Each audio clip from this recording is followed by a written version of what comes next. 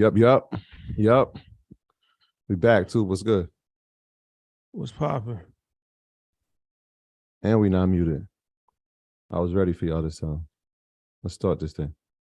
Home team, y'all ready? Recording's not in progress for those that are in the know. What's the deal? Happy Monday. It's the 10th day of the 10th month. What's the deal, y'all? Greetings and salutations. It's Indigenous People Day. Shout out for Christopher Wallace.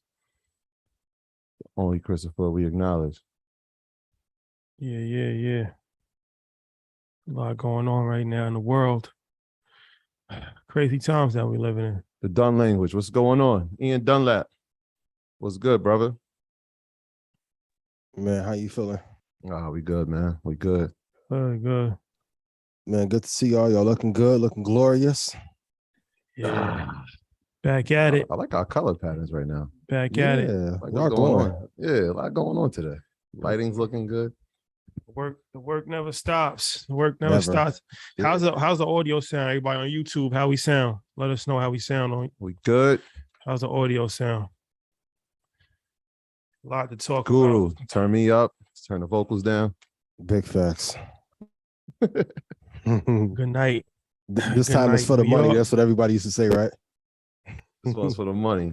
That's a fact, Always man. for the Let's go money. get. This is not pre-recorded. This is live right now. At least this part of it. We are live right now. Good night to New York and good morning to London. I believe it's 1 o'clock in the morning in London right now. So yes, early morning vibes for anybody that's in London that's checking us out. Y'all just got right off the plane. What's going on? Nah. We home. We home. Been here for a while. Yeah, man. Shout out to 2 everybody. days went to Steve Stout house. Came to do this. $1 million worth of game tomorrow. Oprah the next day. That run soon come. But now we've been home for a little bit. Shout out to everybody in Brooklyn. I was out in Brooklyn yesterday. A lot of people ran up. Shout out to all the earners. Shout out to all the alumni that was out there. They said something to you? Yeah, they was running up, man. It's a lot of love in Brooklyn, man. It was dope. Just to see a block party for like in the middle of Bed-Stuy was dope. Ran into Storm. Shout out to him. Ran into my dude, Drew Bernard. Malik Yoba was out there. Julian Gordon pulled up on me. It was dope, man. Okay. Yeah, it was nice, man. Shout out to the star. Shout out to back Brooklyn. And happy birthday to Asha. It was her birthday yesterday. So shout out to her. Happy birthday, Asha. Happy birthday. Yeah, for sure. All right, so let's get into this. We got a jam-packed episode today. We have a guest from across the pond. Shout out to Patricia.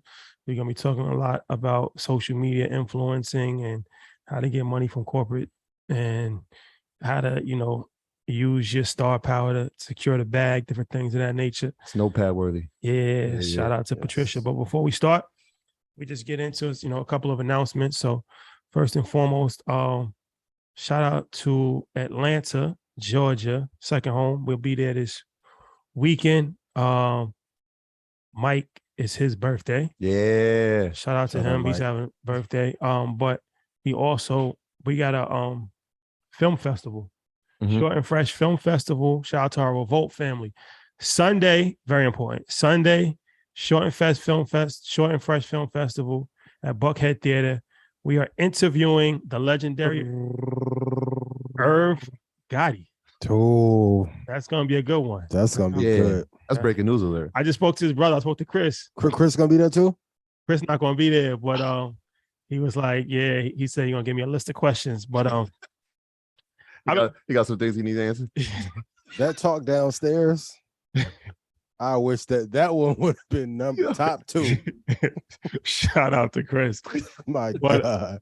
But now this is something that we've been looking forward to for a long time. Irv just got that, I think, $300 million deal. Sold his catalog. Mm-hmm. So it's a lot to talk about. So Irv, looking forward to this conversation. It is free, actually, to anybody that wants to come. You just have to RSVP. The link is in the description of this video.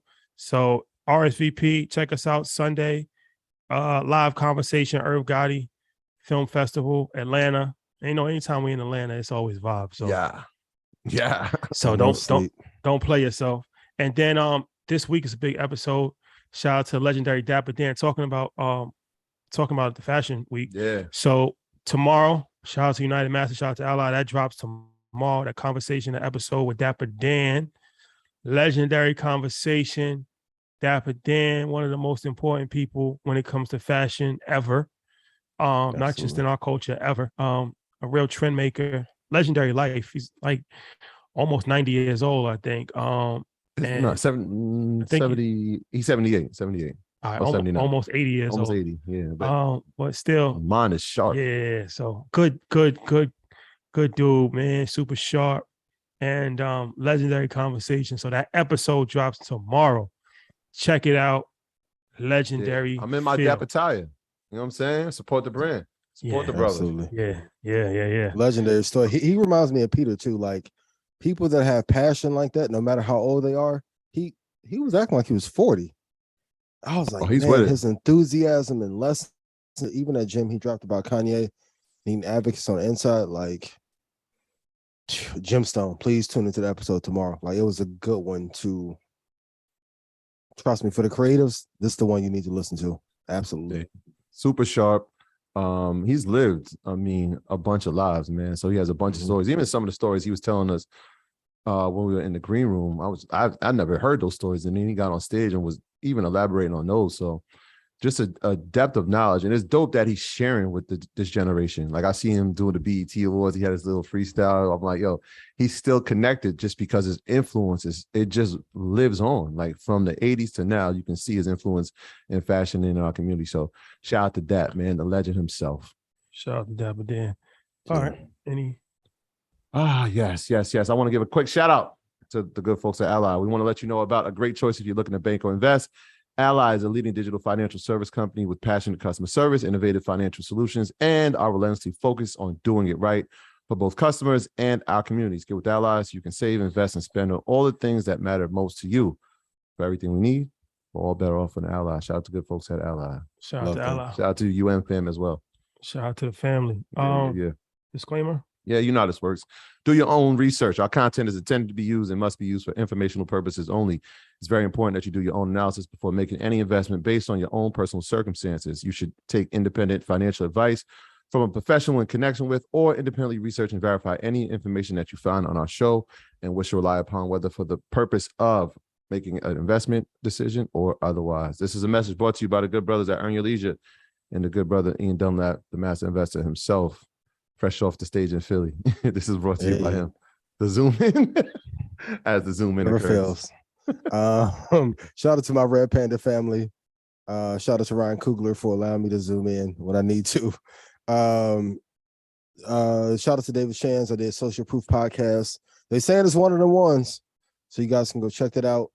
If you are tired of losing in the market, please join Stock Club. Do not remix any of the information you see here tonight. And let's have an amazing show. And if I've made you money, please put yes in chat. Yes. All right, let's get to it. We'll make some other announcements later on in the show as well. But let's start this off. Since you guys don't like the long, prolonged intros, we'll try to even reading the comments. Let's start with Kanye West. What better person to start with? So Kanye West.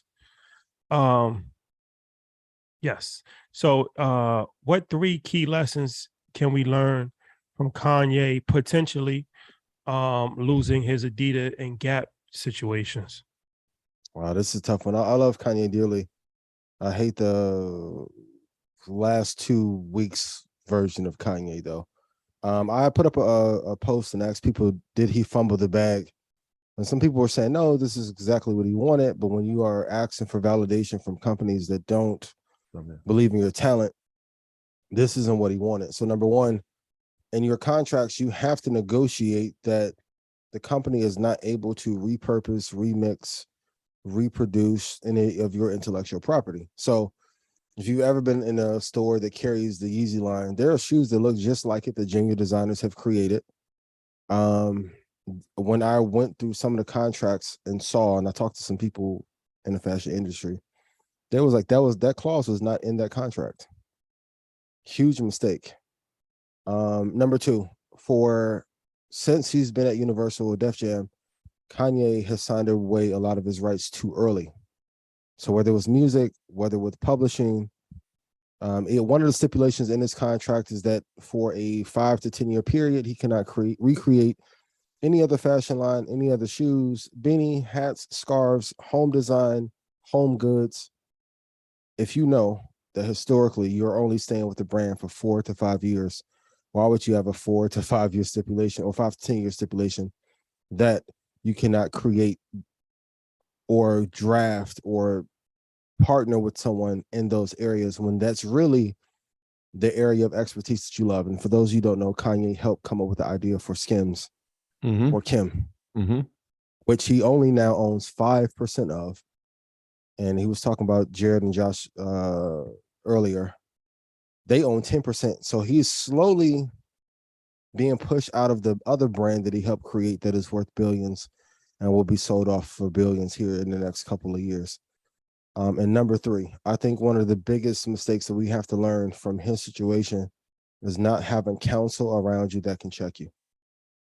So when you are now playing a pornography video in front of an executive, which all of a sudden, like the Draymond footage got out, they are using that for the court of public opinion when they now go to arbitration can say he has been acting in an erratic fashion for a long time, and he violated the privacy rights of an executive by playing him a lewd film, even though Kanye said it was entertaining.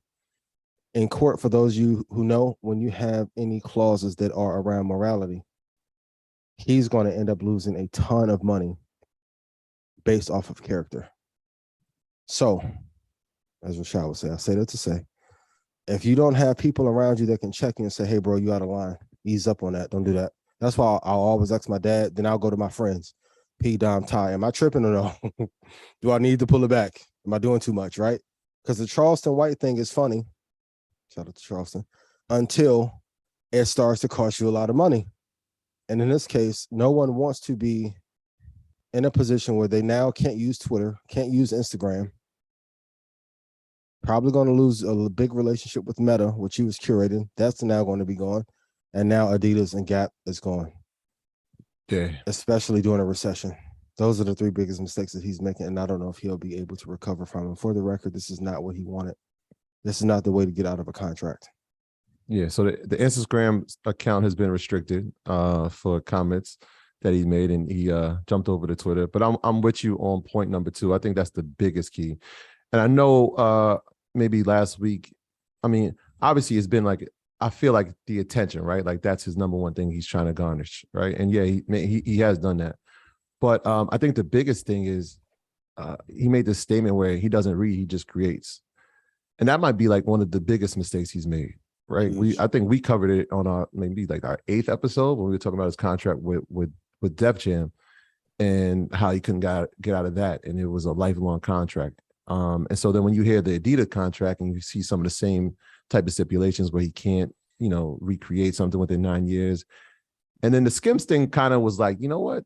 Who is his counsel? Like who, like outside of the people who are going to tell you like, yo, you need to just pull back just a little bit, which I mean, he's a free thinker and he should have the right to say what he wants, but who's his legal counsel? Right. Because even the Jared Kushner thing, it wasn't like he got scaled back to 5%. He went into the ownership at 5% and then found out that Kushner and his brother owned 10% of it, which is insane. Which is like, and I mean, so the question he posed to him, this is, and for those who are not familiar, he sat down with Tucker Carlson and had an interview and explained this in depth. But the way he explained it, it was like, how would you feel if like I had did something like that to a company that your wife owned? And to them, it's like they're just doing business. If you didn't read it on your end, that's really up to you.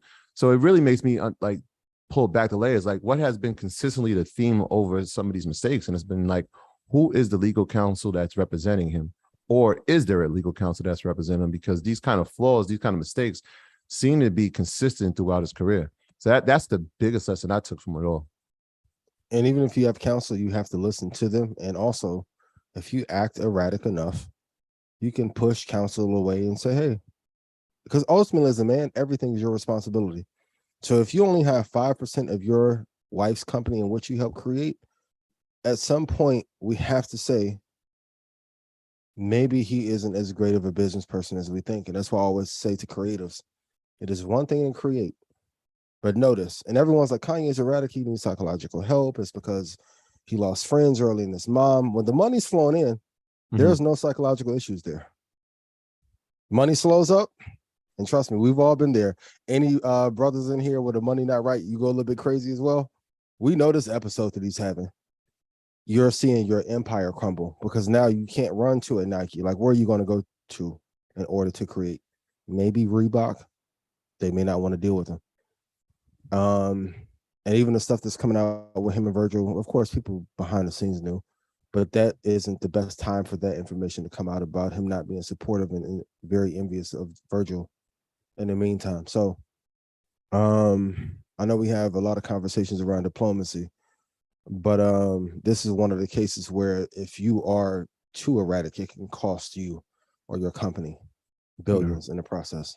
Yeah, and he's built strong teams in fashion. Obviously, when we talk about Virgil and we talk about Don C and Jerry Lorenzo at Fear of God, and we've seen him build strong teams in the music industry, and you can see all the people who've been influenced by him. But on that legal side, I wonder who the team is. Yeah, I mean, before I don't want to stay too long on this, but I just add my 2 cents if I can. It's hard to criticize a billionaire in business. Sure. He's created a legacy, and he's generated more money than anybody else in the culture. So a few points I want to make here. We all make mistakes.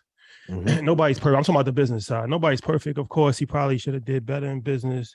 He could have did negotiated contracts, but he's a billionaire. Yeah. Will he stay there though? Well, he got there. So, I mean, that says a lot. And also, I feel like I was talking 19 Keys about this, and I feel like there's a double standard. People, you can't say you're for mental health and Black men need therapy, and shout out to Charlamagne, he just had the mental health thing. You can't say that and say you want to embrace mental health on one hand, and then say mental health is not an excuse for his behavior on the other hand. That actually makes no sense. If you really believe that he is mentally ill or he has some level of mental illness, then it actually is an excuse. Because if you ever knew anybody that had a high level of mental illness, you can't make sense out of nonsense. That's the whole point. So you're trying to rationalize something as a rationally thinking regular person. But if he's off medication, if he's chemically imbalanced, if he has psychological disorder, that actually is a perfect excuse for irrational behavior. Do we think he has a mental illness, or did they put him on medication to try and take his company away from him? Either way, it is what it is. So I'm not part of his family. I'm not in his inner circle, but his behavior is extremely manic. It's irrational. It's up and down. And it's not just now. It's been this way for a very long period of time. So at the end of the day, let's pray for Kanye, but more importantly, let's pray for everybody. Let's pray, including ourselves. Yeah. Because a lot of times people want to harp and laugh at somebody's downfall. You got to be careful at laughing at somebody's downfall or, having a party when somebody's going through things, because it can happen to you. Absolutely.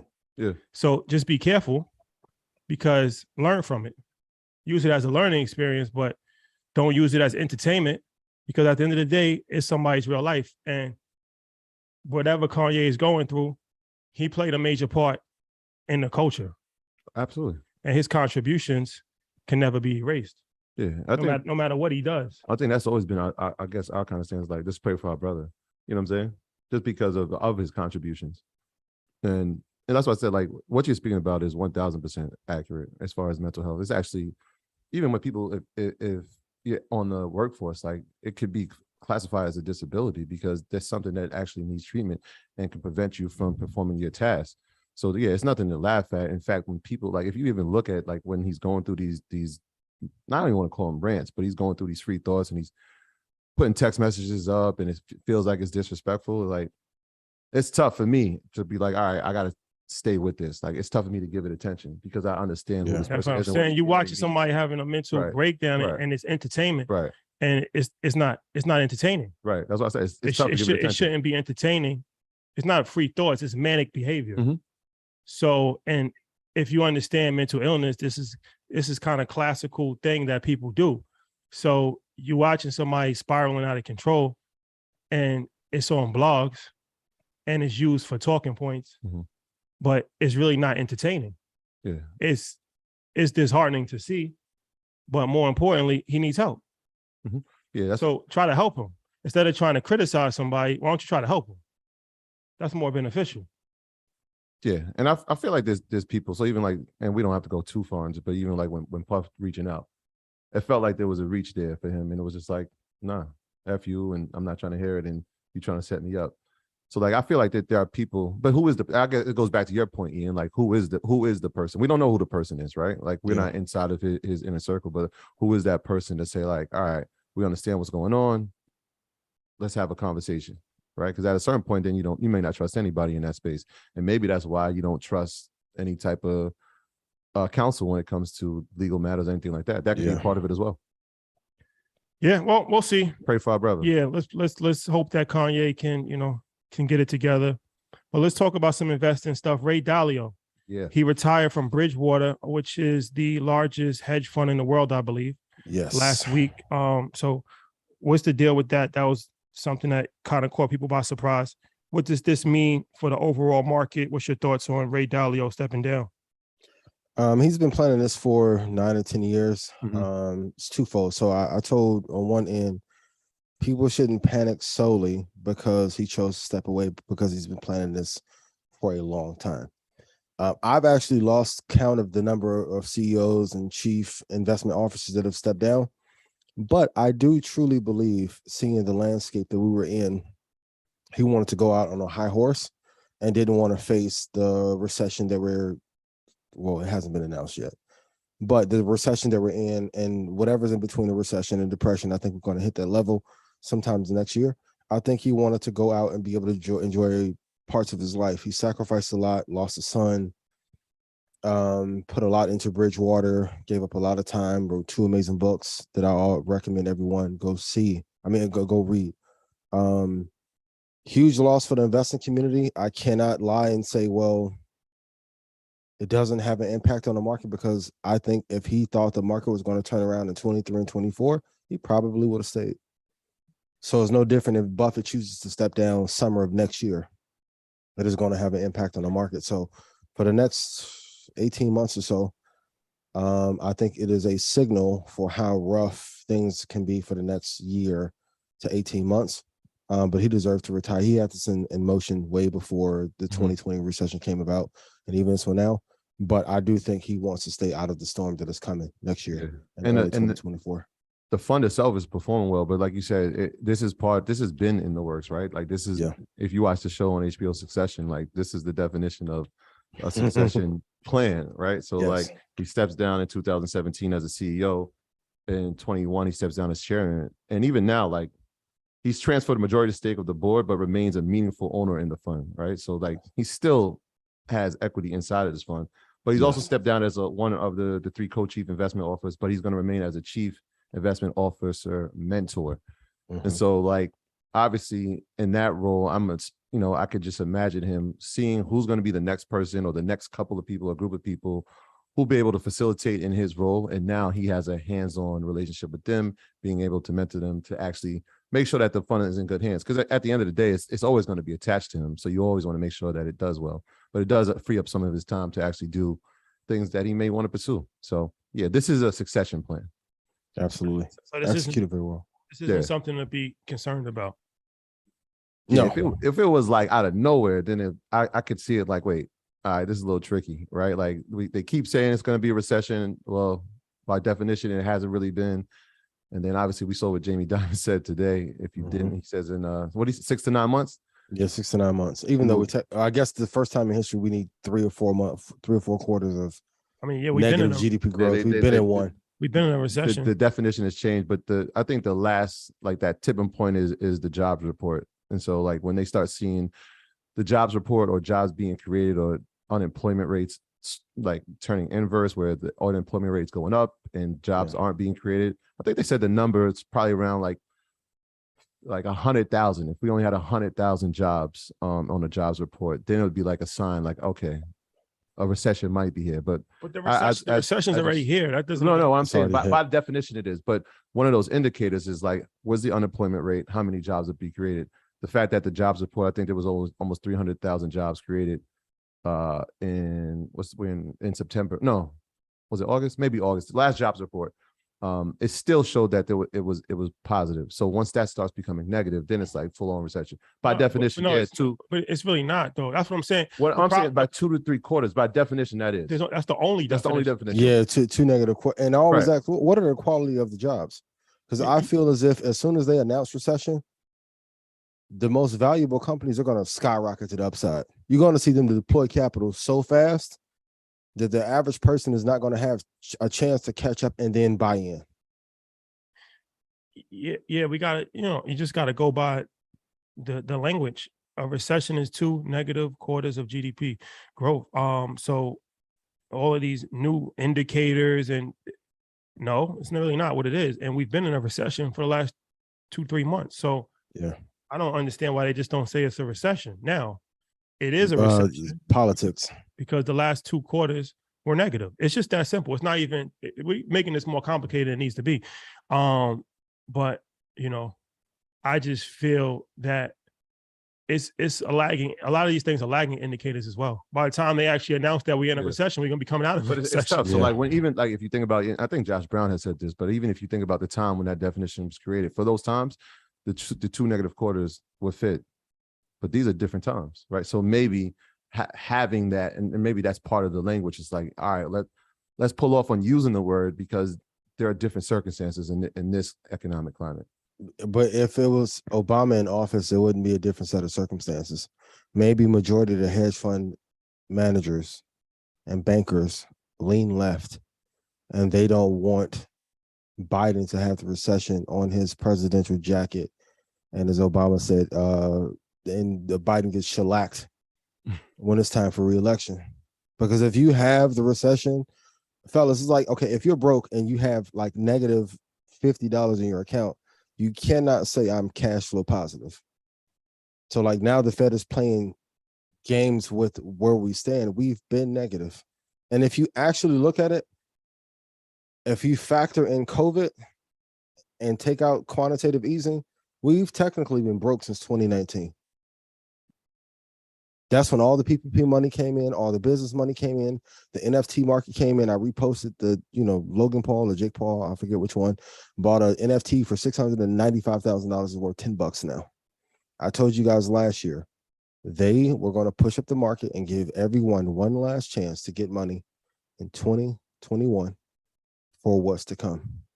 And now we're here. I agree with Rashad. Like 2 negative quarters is 2 negative quarters. If we were leading the country and we didn't get positive growth, they would say, hey, we led everyone in Market Mondays to a recession. The dynamic doesn't get to change now. And the jobs are not that high quality that they are producing and bringing in right now. That's the other part. That part. Well, we'll see. But speaking of recession, what are 2 stocks that are doing incredibly well in this recession and that we should keep our eyes on? There are a couple that I like. If you look at IRDM, that is one you guys can add to your watch list. Another one is General Dynamics. The ticker symbol is GD. And if you need an inverse, I don't want you to hold this one forever or even for longer than 5 days. But SQQQ. So that's the inverse ETF of the triple Q. So if the NASDAQ goes down, this stock goes up. So in order, IRDM, number 2, General Dynamics, and then SQQQ. And for my traders, you should look at the wheat future to trade that as well on the upside if you're looking for something that's been having positive growth over the last 3 or 4 months. Yeah. I'll just add 2. And we kind of had a call about it, Ian. It was actually on the other day when I was like, look, when we saw that OPEC news, and I was like, wait, oil's going to get cut like 2 million barrels a day. Obviously, that's going to take effect in November. But if oil production is getting cut, that means oil prices are going to go up. That means companies that produce oil or are in the oil industry, their price is going to increase. And so if you look at just the energy sector, ExxonMobil this year is up 42%. ConocoPhillips is up 42%. And the one we kind of were speaking about, and I actually text Shadi and Bam about it, but Marathon Oil is one of those ones, MRO. You should definitely keep that's a nice home run you hit. yeah, that's a nice one. We'll talk about that another time. But yeah, that's up 37% for this year. And so, I mean, sometimes it's like, yeah, you check out the news and it's like, all right, do what you want with it. But when you hear like global news, like when they're saying, hey, we're going to meet in Vienna. No, we're not doing this on a Zoom call. Everybody needs to come to Vienna to meet. And then you hear how the White House has terrible like feeling about it. They don't even want to come and they're disappointed in the news before it even comes out, right? The initial report was that they were going to pull back 500,000 barrels a day. And so to hear it go up to 2 million, it's like, okay, well, that's going to increase the amount that oil is going to cost going forward. So yeah, those are solid places, especially in a climate like this. Yeah, and remember, SQQQ is not a long-term hold; it's an inverted ETF, so you don't want to. Yeah, I will hold it for 3 to 4 days maximum. For the record, Mike, can we clip that up? Yeah, Nikki, can we clip that up? Yeah, 3 to 4 days maximum. And an inverted ETF, it goes opposite the direction of the market. So if anybody that's new to Market Mondays and has never heard the term before, so that means when stocks go up, the inverted, they go down. When stocks go down, the inverted ETFs go up. So yes, that's what that is. So QQQ is the technology ETF, where it has Microsoft, Apple, Amazon, all of those technology companies in it. So obviously the the NASDAQ, I think, hit a 2-year low. Yeah. Since the COVID first hit. This is the lowest point since March of 2020 when COVID first hit. So the stock market has been getting hammered, but the technology, and remember I said technology stocks were inflated? Yeah.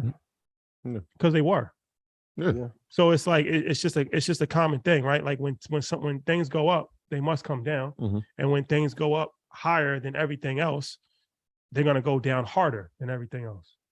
And that's exactly what happened. You see the NASDAQ now is down 34%. 34%. Yep. But the general stock market is down 20-something%. Yeah, Dow was down 20, S&P down 23. And also when quantitative easing goes away and inflation goes up high, I asked a question for everyone, like when does the 2-Tech-2 index model start to erode once you get past 15%? You have to know those key levers. Like that's one of the things that Leisman talked about a lot. If you don't know what moves the markets, number one is always going to be quantitative easing. When we're going to hit recession, inverted yield curve. We talked about that the first season of Market Mondays, right? So those are the two things you have to look out for the most. But if the Fed is not printing money, everything is going to come back down to the normal levels in which it should be. Yeah. Hit the like button. Please hit the like button. I mean, we got in there. 5,200, I think. Shout out to all y'all. 5,500. Shout out to all y'all. Okay, let's get some stock prices if we can. So let's run them down. What are the best stock prices for these 10 stocks? Let's start with the first one, DXCM. Let me look and give a little bit of, let's see. DXCM, $48.60 would be a good place to load the boat. 5-year hold only, no options, no short term on those, but 48.60 is the best price for that. 48.60. Gotcha. All right. How about the Southern Company? SO is the ticker. What we got? Yes, if it drops down to $57.41, that would be an ideal price. These are load the boat prices. Load the boat just means where you will put a considerable portion of your investment into that company. So maybe 2/3 or 3/4 of your position should be at the lowest price, and these are the prices I'm giving out for that area. LUV. Oh, airline good. time. Yeah, airline time. Not one of my favorite categories. I do like Southwest, but if it gets down to $18.17, that's where I have a pending order set to get in. I don't know if it'll get that low, but if it does, that's the best place to buy. And airlines always operate on thin margins. I know it may not seem like it may get there, but that's the spot I'm looking for. All right. How about one of these? This is when we talk about financial hard times, we always find discount stores. What about Dollar General? Ticker Dollar General, I DG. like. Yeah, Dollar General, I like. I want to load the boat at $185.65. Dollar General and Dollar Tree usually do well in a recession. So when they announce it in 9 months from now, uh, hopefully that price will still be there. If they say that we come out of recession, I would not hold on as tightly to Dollar General because Nike, LVMH, Target, Home Depot would do a lot better in that competitive retail space. But during a recession, 185.65 is the price that I love. Okay. We got 6 more. Let's do this. Let's wait to say the other 6 until we get to 6,000 people on YouTube. So we have 6 more. We have 6 more stocks to give away. Christmas has come early, but we need to get these views up. So hit the like button, share, log on from a different phone, whatever you got to do. Tell your auntie. So yes. Put your TV, your iPad, and your phone on at the same time. We're on the Kevin Samuels vibes tonight. Rest in peace to the legend. Rest in peace to the Godfather. Okay. Bless us. And you can't use 7. Kevin was different, yo. Yes. How could we have used futures market to know that the market was going to drop today?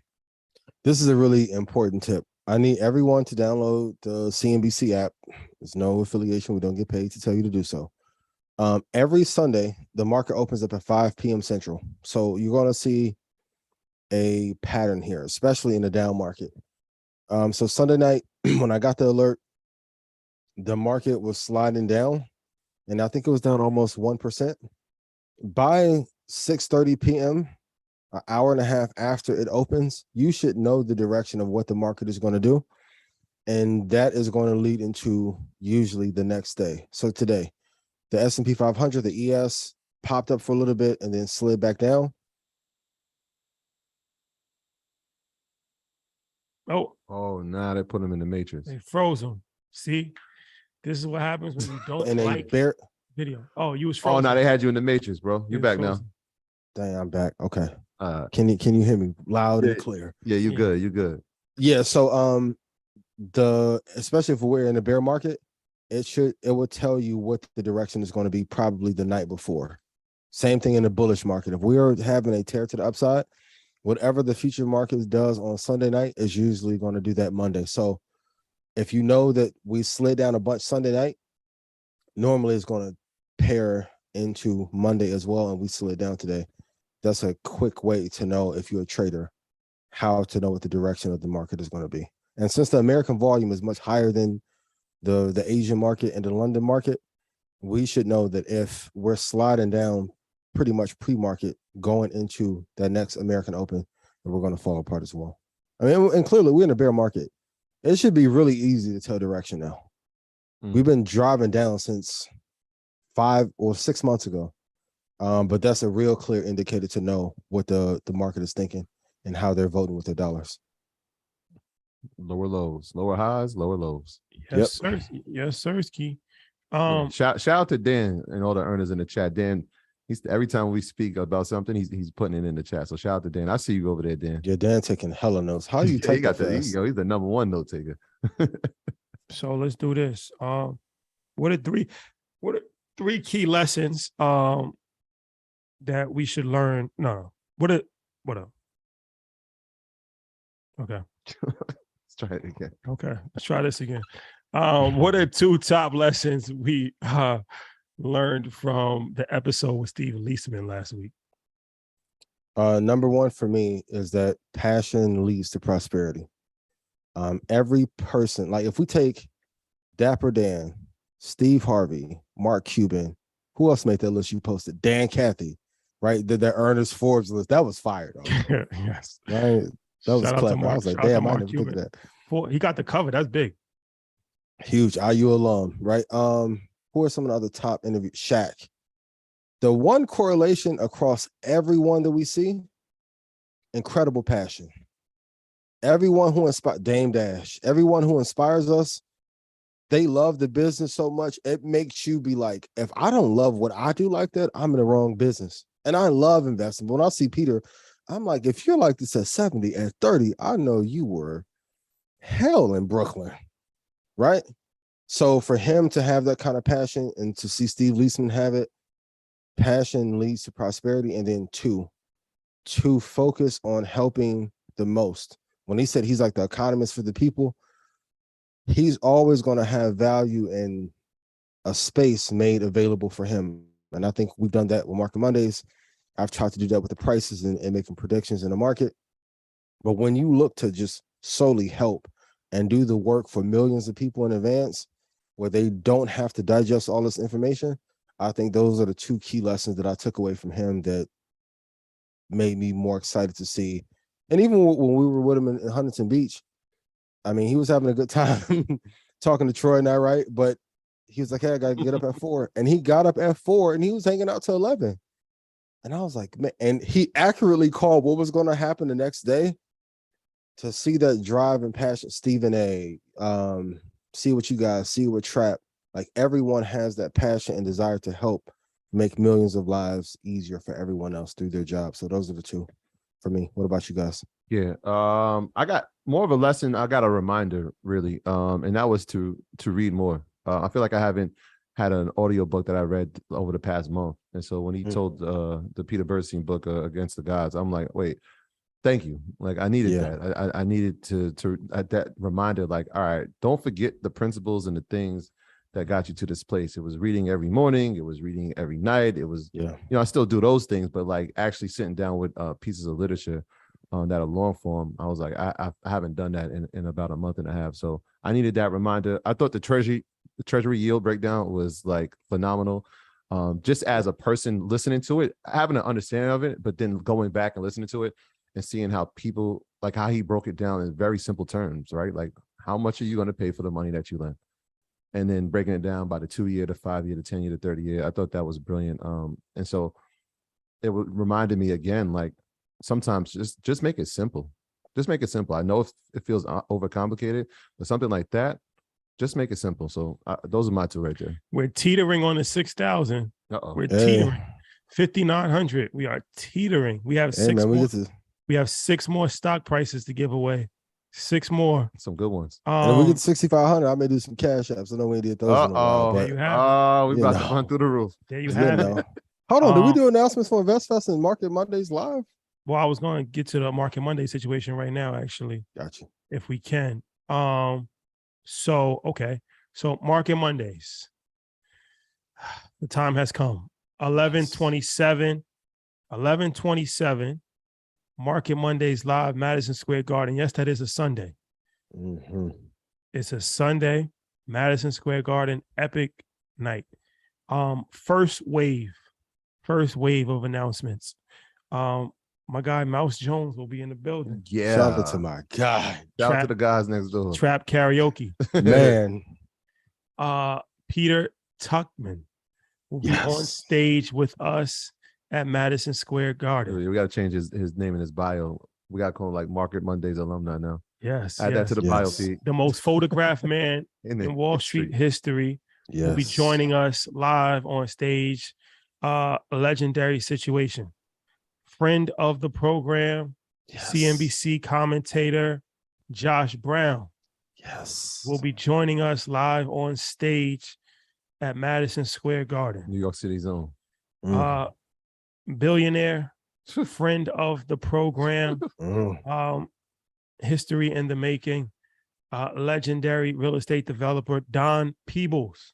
What are we doing? Will be on stage with us. How we not a billionaire in the first wave? Had to save it for last. Will be on stage with us for Market Mondays live at Madison Square Garden. That's in addition to the bundle pack that Ian has put together that anybody that buys a ticket will be getting. And I think we're actually going to be putting together something too to give people. We're going to layer this thing like we did with InvestFest. So that's the first wave. You got Mouse Jones, Trap Karaoke, legendary situation. You got Peter Tuchman, the Einstein of Wall Street, most photographed man in Wall Street history, stockbroker extraordinaire over 30 years. Josh Brown, the legendary Josh Brown, CNBC contributor, money manager, just a master when it comes to this. and of course, Don Peebles, the legend himself, billion-dollar real estate developer, working on building the only Black-owned skyscraper in New York City. Friend of the program. He will be on stage with us, and Ian will be giving his bundle pack away. But you have to be in the building. Yes. You cannot buy a ticket and try to pull a stay in Seattle. You must be there. Gotta be there. You must be in the building. So this is going to be legendary in New York City. Who knows? The next time we'll be back. So get your tickets now. Link in the description. I will pin the link as well. Get your tickets to Market Mondays live. Yes. Legendary situation. Extremely legendary. That's the first wave. First wave. Can we tease the second wave or no? Let's save. You got one announcement at a time. Yeah, 1 mil at a time. 1 mil at a time. You know, Madison Square gonna leak it before we do. That's a fact. Perhaps. That's a fact. That is a fact. Get your tickets, man. If you don't get your tickets, I don't know what you're doing. I don't know what you're doing. Like I said, you can get tickets for as low as $79. So if you're not willing to invest in yourself for $70 at Madison Square Garden on Black Friday weekend to see Billionaire, to see legendary stockbroker, to see Josh Brown. Josh got almost $3 billion under management. Like, and him and Peter and Troy and Rashad and myself. Listen, that stage show is fire. And if y'all was at Apollo last year when Troy put that joint up on a billboard, easy. What, buddy? What are we doing? It's gonna be legendary. It's gonna be a situation, man. New York City. It's only right. It's only right. It's home, and you got to pull out all the stops when you come home. So be there. Be there. You must be there. Be there. Be square, man. So, and we ain't even announced any musical performances yet. So that's or how much money I'm gonna give away at top of the show either. The bag is coming out. Look, man, New York, man. It's a good day to have a good day. All right, so we're at 59. We didn't get to 6,000, but here's the good news. The show's not over yet. We are going to go to Patricia Bright. So we filmed a segment with Patricia Bright, who is a legendary financial influencer out of the UK. She has 1.2 million followers on Instagram, like 2.8 million YouTube subscribers. Super dope. But she's big in the fashion world. She's big in the cosmetic world, but she actually was an accountant before all of this stuff. We have a crazy story how we actually met, which I tell in the segment. She will be at Royal Albert Hall with us. Speaking of legendary, she will be at Royal Albert Hall with us on Halloween. So we thought it'd be a good idea to have her on Market Mondays, the first international guest that we've ever had on Market Mondays. So, be courteous. And after the segment, I'm assuming we're going to get to 6,000 during the segment. Before the show is over, we'll give out the last 6 picks. So now we're going to go to segment time. Hey. Let's do it. All right. This is a special segment reporting live from the UK. Patricia Bright, legend herself. So I got to tell the backstory before we start. So when we were in London for our legendary London run, which I'm sure you probably heard about, everybody's heard about, 2,500 people showed up. The rumors are true. That's forever going to be engraved. Our first London run. Yeah. So, we was out there and we doing a few different things. And I think it was Dalio, right? Yep. Dalio? Yep. He was like, I got somebody that I think you should connect with in the space who's, real big on social media, big on YouTube, And we were trying to make the connection happen, but wasn't able to make the connection happen. So then I went to Paris for my birthday. Yeah, you tell the real story. That's a long story. We have time. Went to Paris, and it was me, Troy, Abdullah, and Danielle. So Danielle and Troy, they was doing their thing for dinner. So me and Abdullah, we was by ourselves, and another one of our friends, Suli, I think it was. Suli was connected? I think it's Suli, yeah. Suli, yeah. Shout out to Suli. He was like, yo, shout out, guy.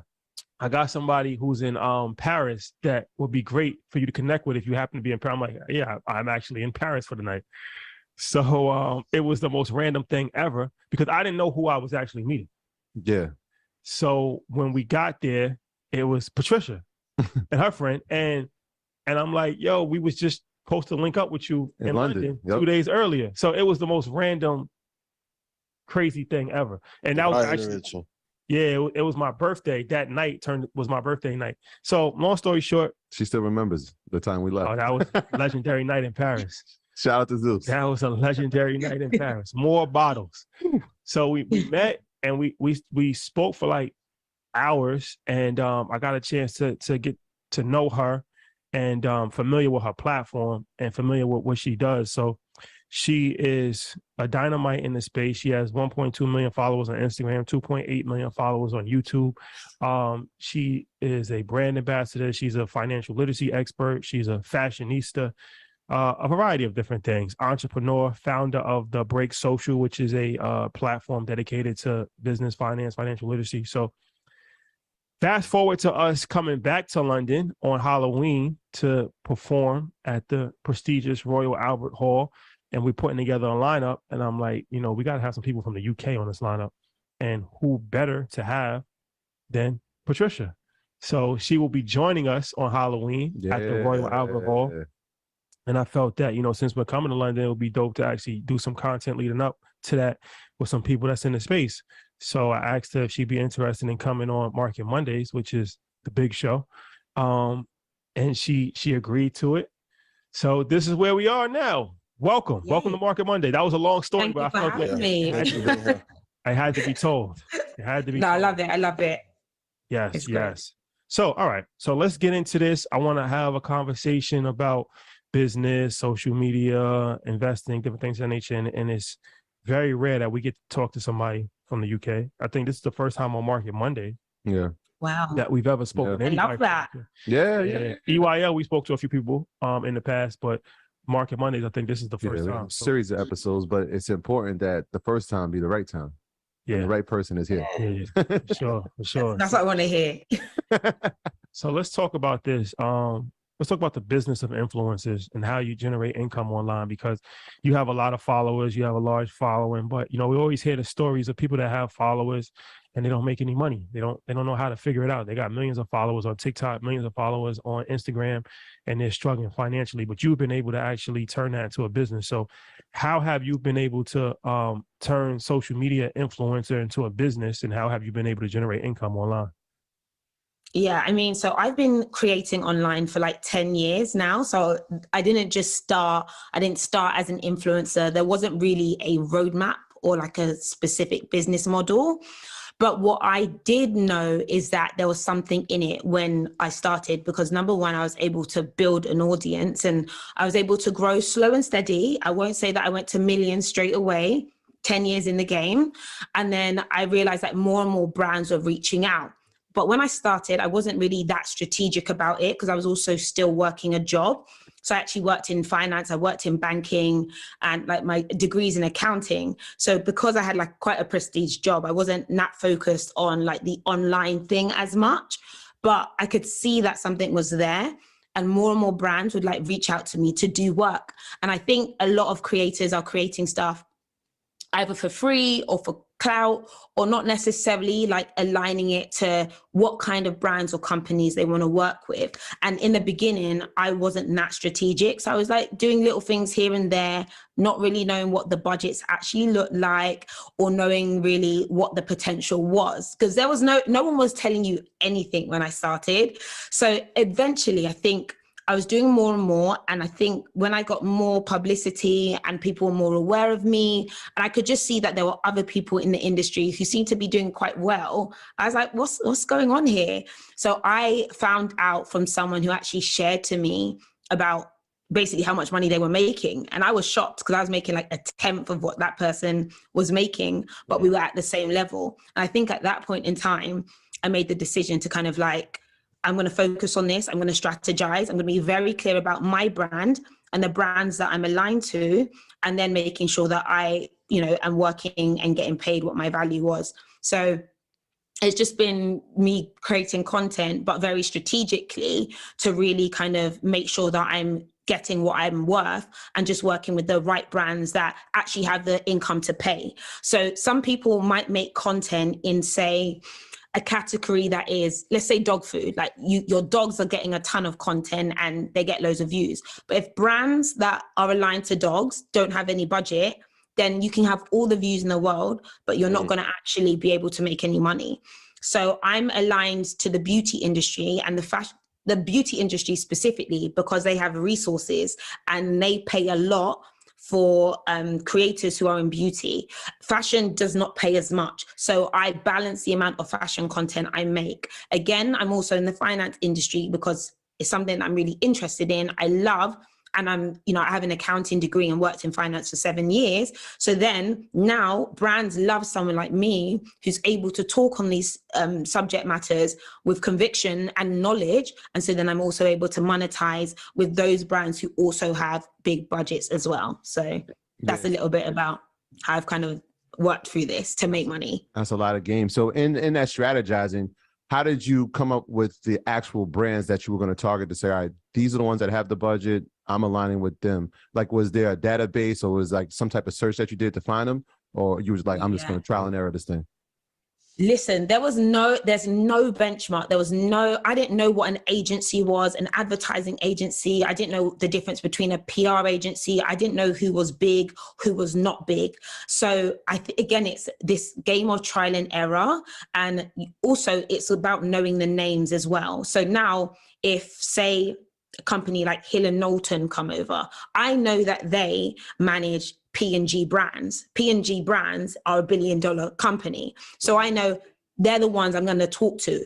If it's some small agency with some random person and some new brand that doesn't have any budget, I won't necessarily talk to them as much, depending on what the product is. But it's taken me a while to just understand like who's a mover and shaker in the industry, in the marketing agencies, to really get those connections. But also, I've made assumptions that somebody or an email wasn't that important at one point in time, and actually securing massive deals because I had no idea who that person was, and they were actually someone very valuable.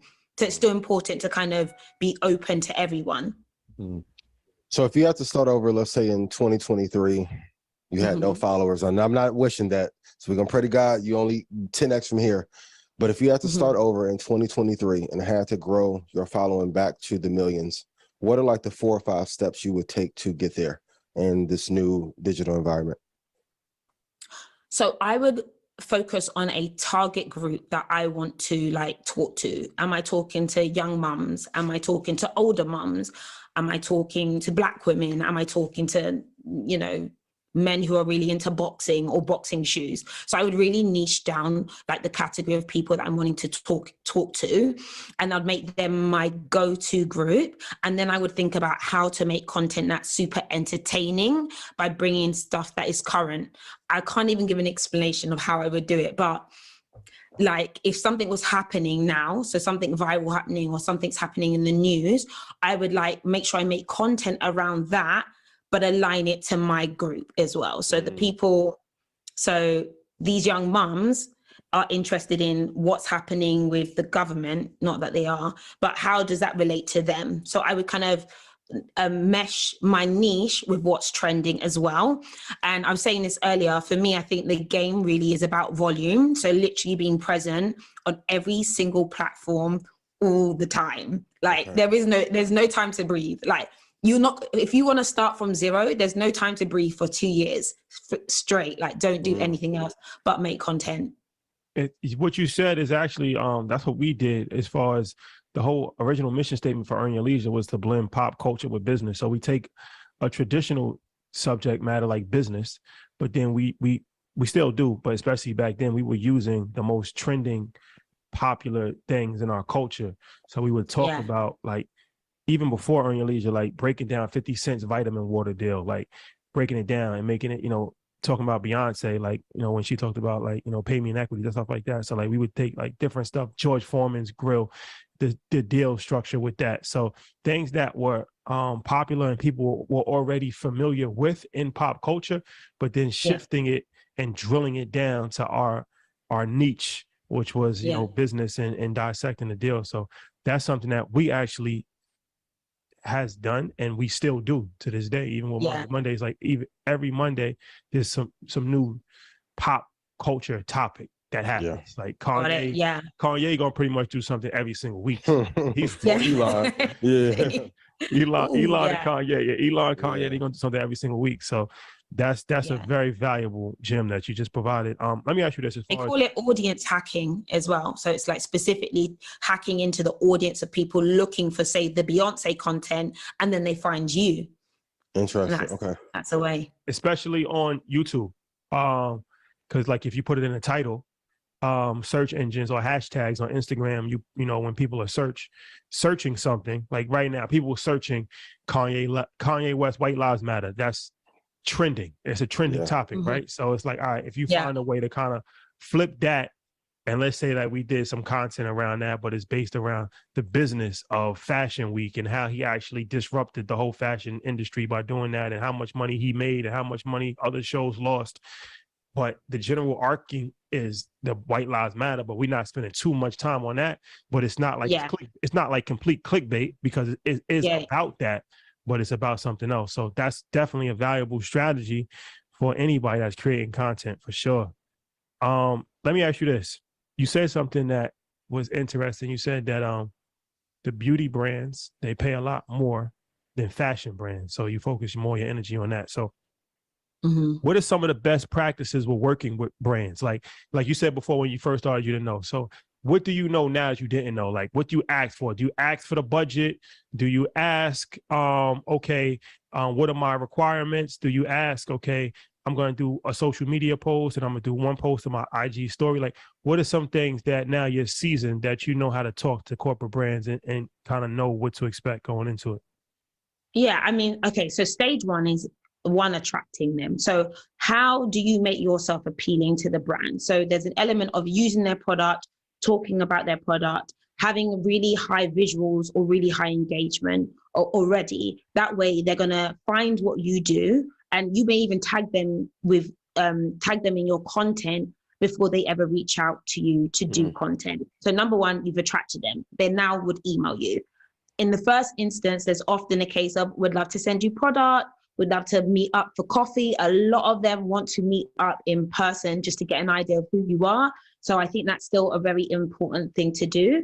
And the next phase is either working directly with them yourself or working through management. People do have their own, thoughts around that. But for me, I'm at the place where I still work with brands very directly. And usually they will give me a brief. I wouldn't do anything without a brief, because I want to know, what do you want? Do you want engagement? Do you want sales? Do you want awareness? Give me an idea of what you want and what's the product. And then off the back of that, we will then negotiate. But usually they will have what they want. They'll say, we want 1 stories, two TikToks, or 1 YouTube video, and here's our budget.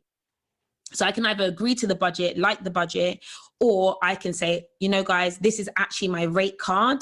Can you meet up with my rate card? And then we will kind of, negotiate and work out what I can do with the deliverables. And I have to think about how much time I'm going to invest into the work, as well as the value of my audience as well. So you said something about putting content out all the time for 2 years. We can't blink. So I wanted to talk about the multi-platform strategy, right? Because obviously you have 1.2 million Instagram followers, 2.8 million YouTubers. So is the content being specifically made for each platform, or is it just like, all right, I made the content for YouTube, I made this content for Instagram, maybe I made this content for TikTok? And if that is the strategy, which is the best platform that we should be living on? I don't know if there's a best platform, and content is very hard. Like, I'm sure you guys know, to be able to produce like at volume, at scale, is very difficult. So I love the idea of repurposing. So say you have, you've got this one piece of content, or someone films one piece once a week, one YouTube video, and then they chop it up to work on all the other platforms as well. There are ways that you can upload one piece of content into certain websites, and they can produce a transcript for you. They can provide the text version, and they can provide a caption version as well. So I would make one piece and then cut that one piece into like 5 different pieces, including text. And then I would put that on all the different platforms. And then if I have time, I'll then make original pieces of content to go onto other platforms as well. But I think YouTube is like the number one spot, like first, like there is where you can actually build depth of audience and people who genuinely care about the brand long term. Perfect. What are 2 platforms that you think that people are not posting on enough? And if they did, it will allow the brand to have like a lot higher following and traction. It really does vary, because there was a time where brands were all working on Snapchat. So they're like, in briefs, I was getting Snapchat briefs, and they were like, we'll pay you this. They're not doing Snapchat briefs anymore. They said, Snapchat isn't a goal or a target for us anymore. I remember getting that email. So I could have chosen to stop uploading on Snapchat, but there is still audiences and people on Snapchat. So it's all about the balance. Like, do you want audience or do you want brand attention? So I think most social media managers for any company is kind of being aware of all the platforms, but then internally they will have their own directive of what's important to them. So fundamentally, again, be on all platforms, get as many eyes on your content as you can. But I know that's hard, so maybe focus on just 2. Let me ask you this. Credit. Let's talk about some finance stuff. I know the credit system is different on the UK than it is in America. So what are some of the biggest mistakes? Let's talk about the UK side. What are some of the biggest mistakes in the UK that people make that you see when it comes to credit? I mean, is it that different? I don't know if it's really that different from the US. I think correct me if I'm wrong, but from my understanding, like credit cards, like you have the same access to credit cards that we do in America? Yeah. Yeah. More or less, but I think there's a little bit more protection. So it's more protection. It's more protection in the UK, right?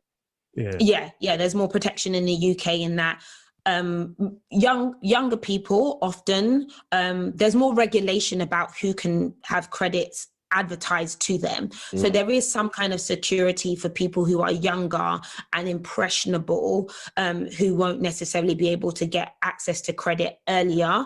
And I think as well, they do a lot more checks before they give people credit.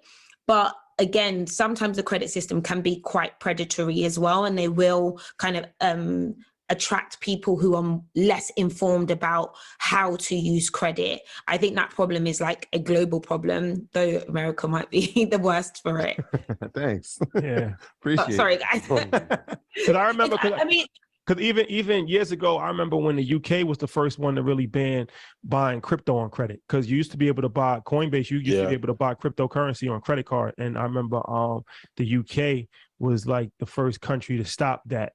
And America was still allowing it for a long time, but the UK has stopped it earlier. So I feel like there's more safeguards and more, regulation. Consumer protections, yeah. There's a lot more regulation. It's around advertising, around credit, around, I think fundamentally the country wants to protect people from making financially risky decisions. Now, risk isn't always a bad thing, but again, it's a bad thing to people who are uninformed. So I think, there's more regulation around that when it comes to credit and crypto. I did not know you could get crypto on credit. Yeah, I can see why that would be banned. Please don't do it. Yeah. So what are some of your tips for credit, just in general? I mean, in general, it's one, having credit. So this is the mistake that I've made in the past. And I've seen some people who are from more conservative backgrounds. So actually, like lots of us are from, immigrant families. And so our immigrant families often told us, don't get credit. Credit is very bad. Don't borrow money. It's not your money. So actually, a lot of us lacked having any credit. That was a big problem. So even for myself, I think I had money. I had a job. I was consistent. And I remember when I wanted to get my first mortgage, I didn't have any credit. I had no credit history whatsoever.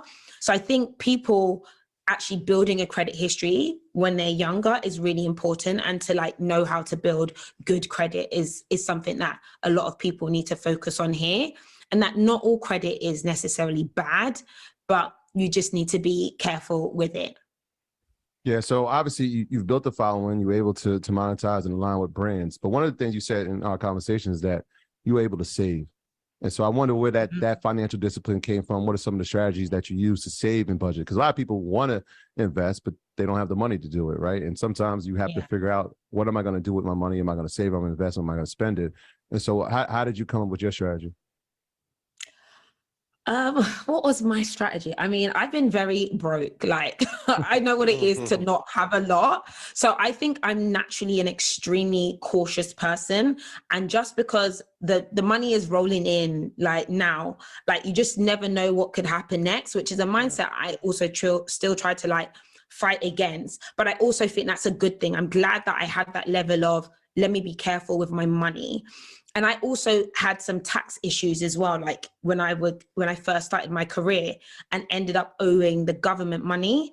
And I remember like realizing that I didn't have enough savings to pay the government this tax thing that I had to pay them. And so after that, I was always like, I'm always going to make sure I have money aside to pay anything that comes up. So I think I was just raised to kind of save.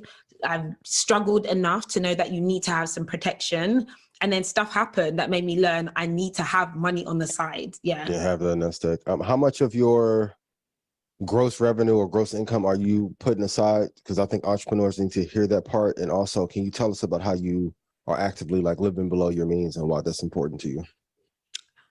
I mean, it's all relative. I think I put most of my money aside. Like, I don't really spend that much money. I think that, right, I use my corporation to spend, right? So everything is a business expense besides my home and my mortgage and my kids' schooling. So I try and align all of my spending to only things that my business needs, and like just some personal fun things here and there, but it's really not a huge ratio based on how much I earn, because my main desire for most of my income is basically to invest it. Like, I just want to keep buying houses. So that's the thing that I enjoy. And I bought bags. I bought premium bags in the past, you know, Hermes and all that jazz. And I'm like, this is fun, but I'd rather have like something that's got bricks and mortars. Like, life is good when you can say Hermes and jazz. Like, He's appreciating that. Yeah, I mean, I've got all of that. I've had the bags. Like, I don't know. I think you get to a place where you're like, this is great. This is cute, but it's like still stuff. Like, it's still material stuff. So for me, like, it doesn't entice me as much as seeing other things grow. But I think that's just where my head is at. But again, I've always loved, it's always important to like enjoy yourself, buy certain things that give you, that feeling. But for me personally, it's not a prioritization, because there's still things and goals that I have that I want to do. So let's talk about the real estate. I know you just bought a property on auction. Can you talk about that process and like kind of like walk us through it for anybody in the UK that might be interested in kind of, taking that route? Yeah, so auctions are like fabulous. I love a good auction. I bought a house previously on auction, and that has really gone up probably double in value. And then the process is fundamentally going on to Rightmove, which is similar to, you guys have Zillow. Same thing, and you will see that auction houses are on site, but you can't really search specifically auction houses. But what I found is that most agents have kind of an auction arm. So once you like quite start to learn who these different auctioneers are, you'll know that one day a month they have an auction, and they put their lots up probably a week to 2 weeks before that lot's going to happen. So you can actually sign up to all of the different auction websites, look at all of the different lots, and then look at what homes you may want to be able to buy. The one thing I've noticed is that their list prices are very fake. So they might list the house for £100,000. Like, you're like, what? You can buy a 2-bedroom house for £100,000? That house is going to go for $250 minimum. So I think that people should just be aware that the bargains that they think they're going to get at auction aren't necessarily always a bargain. So again, doing the maths and the calculations beforehand is very important. Yeah, when you said about every time you get cash, you're looking to buy new real estate, I wonder, what type of homes are you looking for? Is it like a single family lot, or is it 2-family? Like, what is your method when you're trying to find a new home? So I look at my existing portfolio and I think about what I do have and what I don't have. So I have a 4-bedroom family house already in one specific part of London, right? So I don't want another house next door that's exactly the same, because actually it's too similar. Like it's the same thing. So then I'll buy another 2-bedroom house, which maybe is better for students, that is in near a university location. Or I might purchase a home that's more premium in a city that I want to target city workers in. Or I want to buy somewhere that's more lower income so I can provide more affordable housing for maybe people who are on government housing. So in my portfolio, I have a mixture of like different homes that provide different values in different locations as well. That's fascinating. Earlier when you were talking about the advertising agency side, are you actively reaching out to the ad agencies to try and get the deals done, or are you just researching them to understand like the supply chain and how the money is being dispersed to influencers? I'll be really honest with you. Personally, I have not had to reach out for any work that I've ever done. So I am very lucky that, I've been very lucky that like everything I have is inbound requests. I haven't had the capacity to go out and necessarily pitch myself. But I think what's been valuable is that I've had a lot of PR. So in terms of, and not paid for PR, my PR has been all organic in that the features I've had are because people have seen my work and my work has spoken for like my value.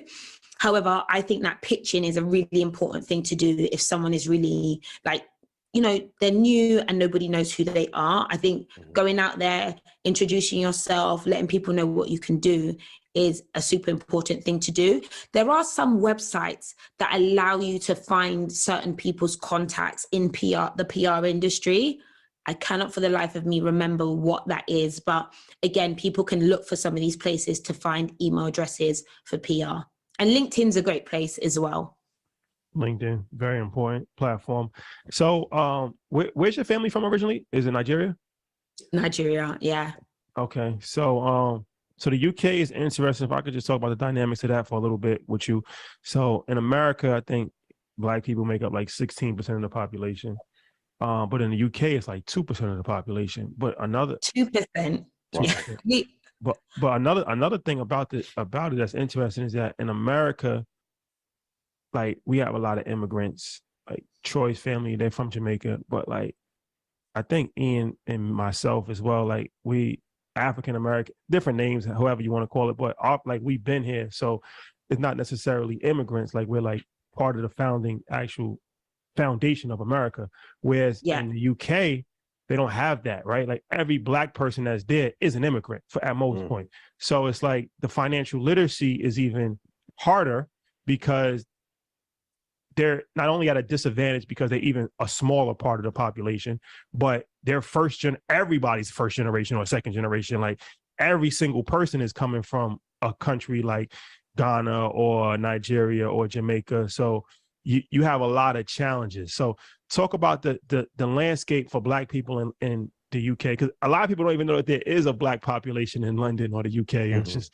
crazy because a lot of people are just not educated enough because they don't travel. So talk about the landscape, the challenges that you face, and why financial literacy is so important for the Black community in the UK.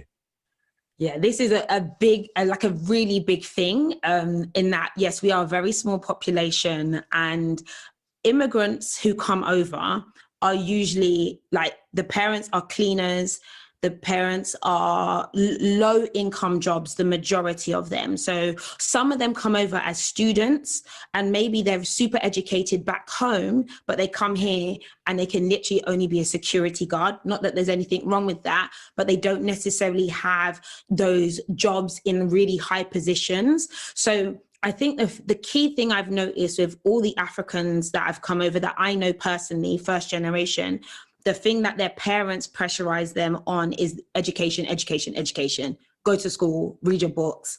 And that's the only way to kind of get out of the concept of poverty. So the pressure is very much on the younger generation, or, you know, my generation, to be successful, because the parents are relying on the children to kind of do that. However, the parents have no assets, they own no homes, they own no land, and they don't always understand the system. So that's one of the biggest challenges is if you know how to operate in the system, you can do well. You know how to get a mortgage, you know, you have a connect here, you have a connect there, someone sorts you out and gets your kids a job, which is what happens with the English people who are from here all the time, but immigrants are literally starting from zero. But in a good way, I think it means that when we are successful, we're extremely successful, and we've just had to like force that literacy and force that understanding and focus on our education to really be successful. But it isn't easy. I'm not going to lie, it isn't easy for the immigrants here. And for the second generation, so people whose parents were born here, you also usually notice things being a little bit better for them. So again, I'm thinking third and fourth generations here are going to be in a lot better situations, I would hope. Yeah, shout out to Brixton. Shout out to all my Jamaicans out there. they're out here. Yeah, so we ran into each other in LA, and it was like randomly, we're in the elevator. I'm like, wait, what are you doing here? And you're like, I just came from Fiji. And so it got me to wonder. I'm like, can live you a life? Yeah, I mean, live a life. Fiji, right? Hermes, property. I'm like, oh, you just Yeah. This is just a stopover. So on my way back to London. But I was wondering, like, because a lot of people don't understand even that type of connection with brands. Is like, oh, wait, you can actually use your following to actually benefit you for traveling. And so, can you talk about that and how that can help you in your journeys? Yeah, I mean, so there's different ways it works. So number one, I've worked with tourism boards. So there are countries that want people to come and visit the country. So they'll pay you to come out there and take content of the country. So I recently went to Abu Dhabi. I've worked with, some Caribbean islands. I've worked with even Switzerland, and we've gone out there. So they literally want the world to know about their country as a place to come to, which is what used to happen to Dubai a lot. Dubai used to pay a lot of people to come to Dubai. I was paid grand to come, yes, a lot to come to, not by any man or anything like that. No, the tourism board itself of the country was like, please come and experience Dubai because we want the world to know. And now the majority of the income from Dubai actually comes from tourism and obviously, oil and all that jazz. And then there's the other side of brands often want to create experiences around their products or their launches. So say, for instance, I went to Fiji. That was a brand who had something in association with World Ocean Day, and some of their ingredients come from Fiji. So they say, everyone, let's go to Fiji and have an immersive session about the product. So usually they often bring people who are fans of the brand, fans of the product, or at least going to inform people about the product. So I'm kind of there like a journalist. And also journalists for many years have been living the good life. Like journalists from traditional media, they've been doing this. They stayed at the finest hotels. They've traveled the world on the dime of other companies. But now actually online creators are the new journalists because we are fundamentally bring the message of the brand and the product out to our communities. So that's how I travel the world. Yeah, you become a virtual postcard, right? Because it's like, rather than getting a brochure for a country, you can go social media and see 10,000 pictures of the same place, and now it becomes super attractive. So great strategy. Exactly, yeah. I know you haven't had to reach out for it, but for a person who wants to have brands pay for their travel and to visit, what are the best practices to be able to reach out and begin to have those deals come in for them? So I think number one is to kind of find out who the travel, say for travel specifically, you'd want to reach out to travel PR agencies. So there's agencies that are focused on tech or travel or beauty or fashion. So finding out who those travel PR agencies are, meeting up, connecting with them, doing a media pack, showing what you've done in the past and showing what you could create for a brand, and then having them keep you in mind is super important. You can also reach out to hotels as well. So a lot of hotels actually are building, say Four Seasons may build a new hotel in the Seychelles that people aren't aware of.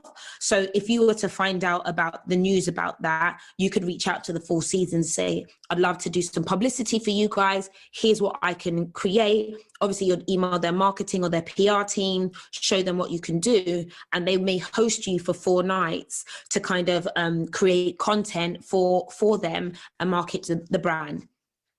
And actually, a lot of these companies, they already spend money on like a photographer and a marketing team. They may have budget that they've put, 20 grand aside to do that. But actually you're like, no, I'll do it for you, but just let me enjoy the experience. They probably won't have a problem with that.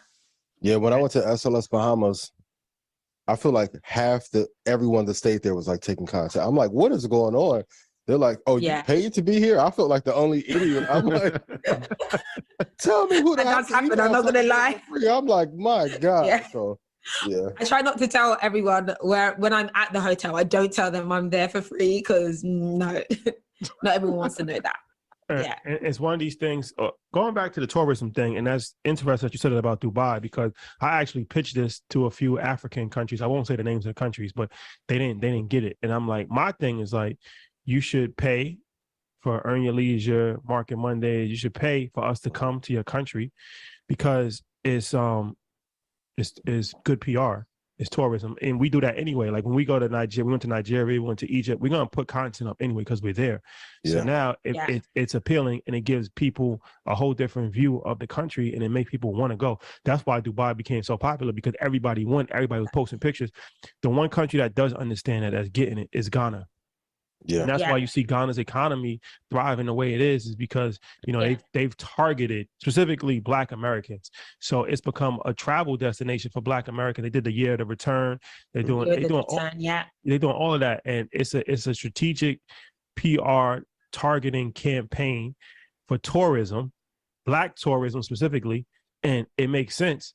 And I don't understand why other countries haven't really adopted that. But I feel like for the countries, anybody that's listening, that makes tremendous sense because this is a way that is going to give your country good PR. This is a way that's going to highlight your country, and this is a way that's going to drive millions and billions of dollars in tourism and business and investment to your country, because social media is the window of the world. Bahamas, 100%. Caribbean Islands, Mexico, Australia, please call. Jamaica. There's a lot of Caribbean islands who are getting into it now. There's a few that have reached out, so fingers crossed. Like I'm seeing a lot more happen in the Caribbean. So, and they've got beautiful islands. Can we do a collab potentially? Yeah, we'll try and hook something up. Yeah, you gotta let us know, because honestly, I feel like at this point you shouldn't really be paying for anything, and that's why I told Abdullah that, like, going forward, try not to pay for anything. Like if we go out to eat, we should sponsor. Somebody should sponsor the dinner. If we're gonna be in a club anyway, as you know, that legendary night. Yeah. You might as well just put us on a flyer, and we'll just promote the party, and pack it out. Exactly. We're gonna pack it out. We got a good time. It's a balance, though. It's a balance, because once everything's free, like, it loses the pizzazz. Because I go on trips that nobody knows about, and I pay for entirely, because the pressure of always creating on the trip is also long. Like, I actually want to enjoy myself, and like I don't want to always be on. So it's always about, like, I go for those trips that I see them as, this is a work trip. When I go to Switzerland and I'm working with the hotel brand, that was a work trip. But then there's other things that are like, this is my trip, where I don't necessarily need to commercialize that part of my life. See, my whole life is commercial, so it's everything I do is Instagram anyway. So. You're like, nah, everything, man. Some things they can't see. Patricia, can you talk about that process of documenting it all? Because I mean, obviously you said sometimes there's a videographer, but a lot of times there isn't. So you can talk about that, like who's shooting the content. Because like I said, when I would look at your page, it's like, I want to go to these places. It just looks incredible. You make it look incredible. So talk about the process of documenting. Yeah, I mean, so I try to, number one, I have a tripod, so I can always make content wherever I am. Like, I will just put my tripod down and, you know, stand in the street if I need to. I have no, like, I'm never embarrassed because this is what I do and I make good money doing it. And then I'll have like either a photographer with me or my assistant with me who is able to capture content on the phone all the time. And yes, I've got like professional cameras. I've got the 5D. I've got the $1,000 lenses. I've got all of that. But often I don't need to use that as much because actually people don't necessarily connect with it in the same way.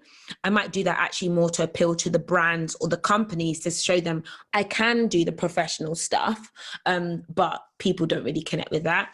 And then certain shoots and stuff, maybe I hire a production company, maybe the brand or company that I work with or the tourism company or whatever, maybe they bring their own photographer and stuff. But I think the concept of just as long as you've got your phone, you have the opportunity to create. Like you don't need to wait for this team or this person or this specific photographer. Like not really. I just can create with my phone with me anytime. Yeah, I hope everybody out there just heard that. Like that's a valuable lesson. Like, if you got your phone, you can create.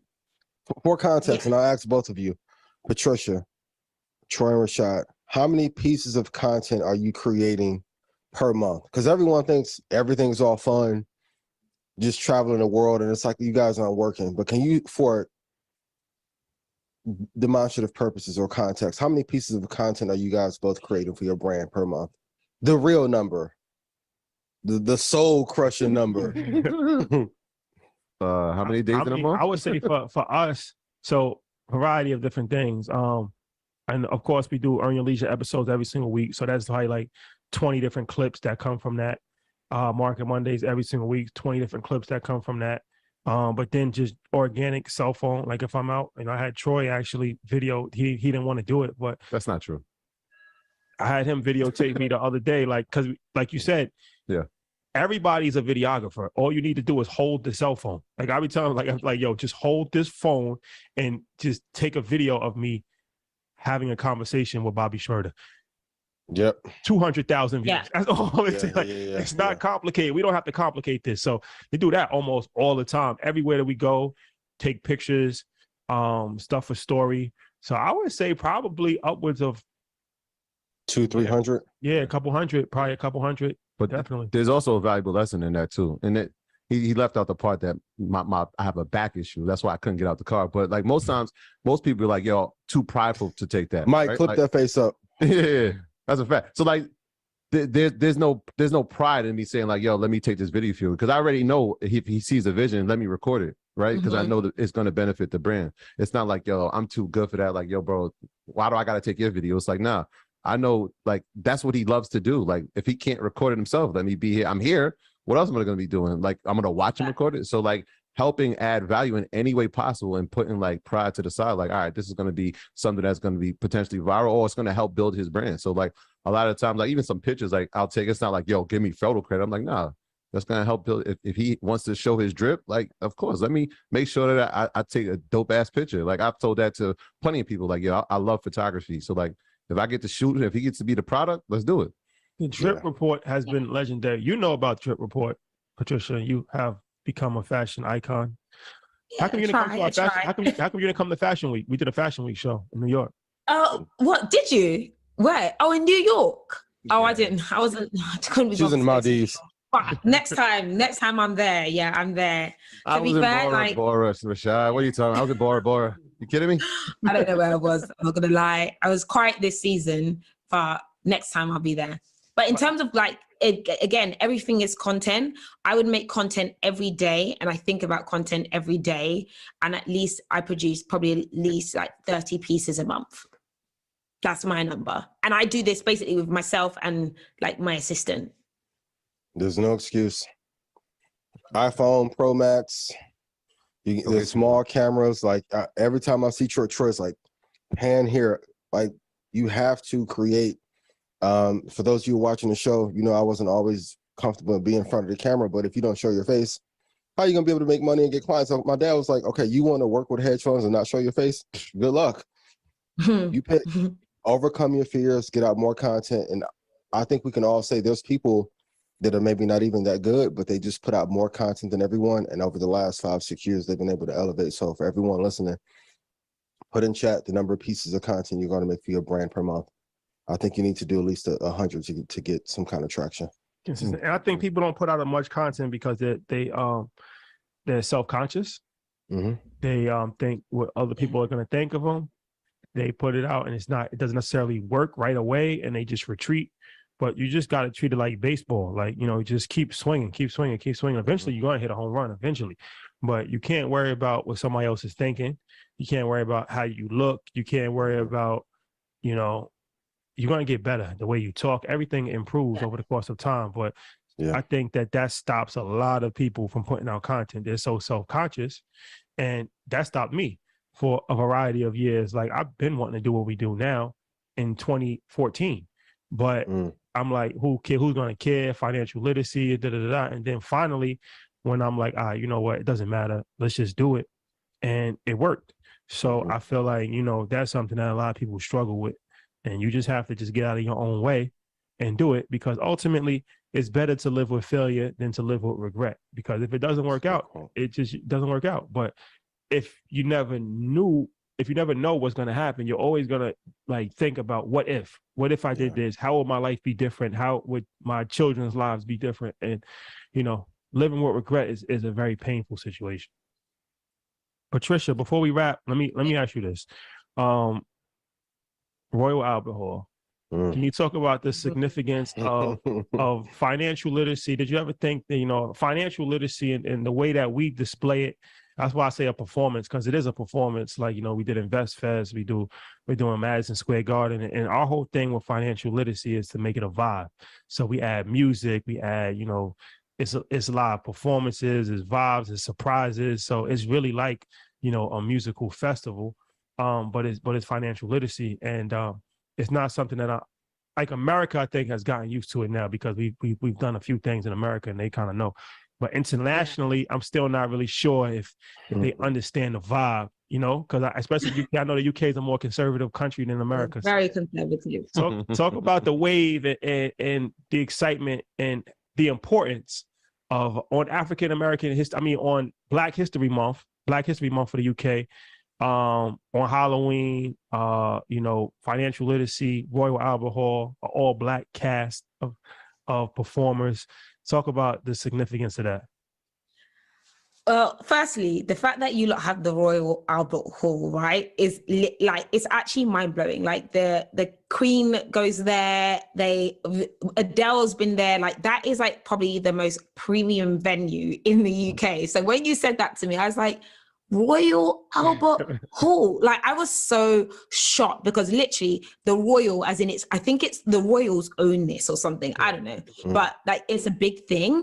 So the fact that you're able to actually create that momentum is really powerful. I think Brits, right, we can be a little bit stiff. We're a little bit like, who's that? Why are they like that? We can be a bit judgy. I'm not going to lie.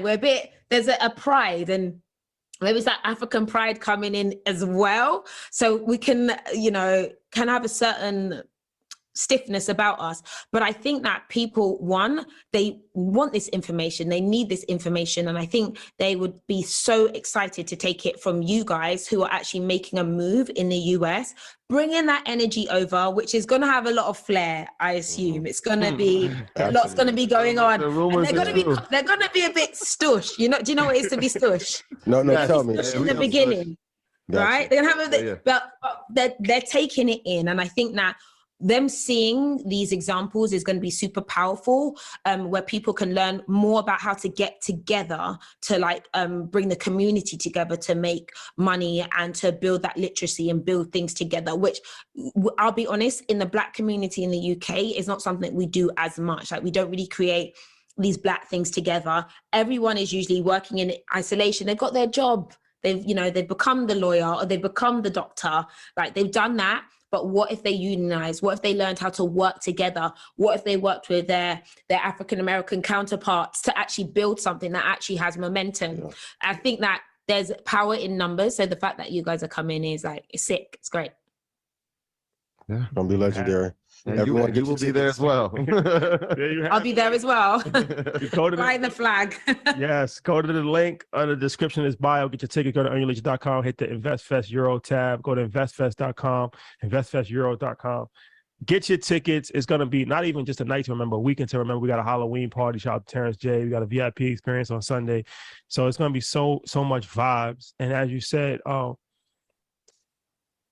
bring your umbrellas because it's usually rainy in London, but it's 100% chance that a tsunami of drip No will be question. displayed. It's 100%. Not even a question. It's 100% chance that a tsunami of That was well drip played. will be on full display for the whole entire week. Like they've never seen before. Yeah. Like you've never. Wow. It's a fitting way to end Black History Month Yes. in the UK. Yes. Yeah. It's only I really thought you were talking about actual rain because people should actually I bring did their too. umbrellas. Oh yeah. It does actually rain a lot here. it's gonna rain. Yeah, you have to It bring will your London rain. fogs out. Bring the umbrellas out. Bring the rain boots. But That's when I brainstorm. But the drip will come out regardless because London's a fashion town too. Yeah. Yeah, listen, their casual stuff is like amazing. I was walking around like, this is your gym gear? Like, I thought they were going out. Listen, for everyone in America, bring your best. Like I was in the airport yesterday in the lounge, went through a whole bunch of lookbooks, picked out 14, 15 outfits. Serious. It is no joke. It is no joke, and we're not playing no games. We coming to represent. And shout out to our London crew. Shout out to Dalio. Shout out to Tape London.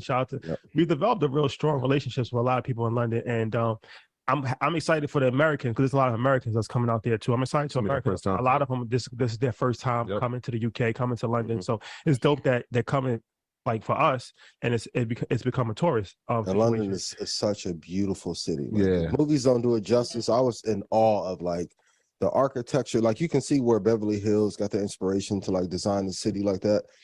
You guys are gonna have a great time, but I'm telling you, bring your best. Yeah. It has a nice mixture of like it looks historic, but it has its modern pieces. And so, that was my first time going. And the service was amazing. Like I had a Starbucks cup and I was about to throw it away. The girl at the hotel was like, let me take this rubbish from you. I'm like, what is that? Really? We're very polite. That's our thing. Don't forget about the boys. Don't forget about the nightlife. We set a record. Lobby boys. We went out 7 nights in a row. Y'all went out 7. I went out 4 this one date to help Troy in the morning. The nightlife in London. Oh, if you go to London, I highly suggest that you take the train to Paris also. Got to do it. 2-hour train ride to Paris. Paris is another world-class city. Dope city. And that's even a dope experience, just getting on the train and going to a different country. Fly. Sleep on the train. Don't worry about that. Go out at night, sleep on the train, and then you can party all day. Patricia, before we leave, can you say earn your leisure? Earn your leisure is what I would say. Yeah. That's gonna be like the Maybach music drop. Like I love British accent. I love the British accent. Earn your leisure. Earn your leisure.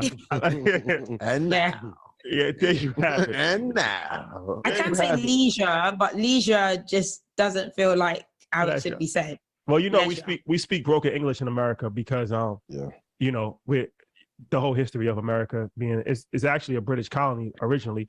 But I learned a few different things, like even in Canada where they speak what they call the Queen's English. So they say we say but like we'll say, I'm trying to think of a word. Produce, they say a produce, like everything. Oh yeah. Like that's like produce instead of like produce. Like you know what I'm saying? Like so everything that they say is like a little tweak on it. So leisure instead of leisure. But we take the easy way in America. Because a lot of stuff that we say doesn't really make any sense phonetically. Absolutely. There's a bunch of words like that. Yeah. But that's the American way. Shout out to all the earners. Yes. Shout out to Scarlett too. Shout out to Scarlett, our UK earner. Yes. Shout out to Scarlett. She's been helping out. So once again, Patricia, thank you. Appreciate you. No worries. Shout out to everybody in the UK. Get your tickets. InvestFest London coming Halloween weekend. I'm excited. A weekend to remember for sure.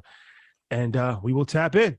Yeah, looking forward to seeing you. I thank you. The women in our life, thank you, Patricia. Yes, love. Thank you. Thank you. I'll see them. Wow. It's already there. Oh yeah, what's your Instagram so people can follow your Instagram and all that? Oh, the Patricia Bright. Stuff Patricia Bright. There you have it, ladies and gentlemen. Yeah. Back to our regularly scheduled programming. Let's do it. Yes. Right on cue. Yes, right sir. on So much cue. I fun. mean, these guys are timeless with the Yes, sir. I mean, right on cue. Shout out to Patricia. Shout out to the whole London town. Shout out to Europe. It's gonna be eventful. Edinburgh.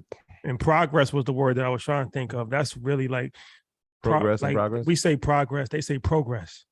Yes. So like that's actually how it's spelled, progress. So it makes sense. But even if you hear Drake talk, like he'll say progress, but in America we say progress. Drake got like 17 slangs. Yeah. So, Good marketing. Shout out to Patricia. Shout out to the UK, man. Yeah, that was dope, man. That was dope. And before we leave, all right, let's you want to get to those other stocks? Let's get them. Let's do it. I mean, what these numbers looking like though? The numbers are disappointing, and I'm disappointed. Well, we got to 6,300 at one point, but you guys always talk. Yeah. Touch 64 during her presentation. But you guys always talking about you want more women, and then you leave when the women come. So it's back to men. Do we hate our Peter? Come back again. Steve Leisman. Steve Leisman weekly. Josh Brown. Josh Brown. Share what I women. Weekly. Share what I women. What can you do, man? I thought it was great content. She's great. Incredible. And you know, a lot of that stuff is new age business where you're learning about the stuff that she talked about, the travel and having people pay for that. Like that's extremely beneficial. That's game changing. Yes. That's game changing information. Yep. And for those who were saying, hey, can we get back to the market? You have to realize these strategies are things that you're going to see Fenty use, then they'll go public. You're going to see Sephora use, Zillow next year is going to use a lot of influencer marketing. All the makeup lines are going to use it. So knowing how these things are being marketed to get customer attention for those companies that are publicly traded, there is. Oh, they put them in the matrix. Oh, they cut them out. Yeah, but what I mean, influence is an incredible set that a lot of people are not using. So it's not just.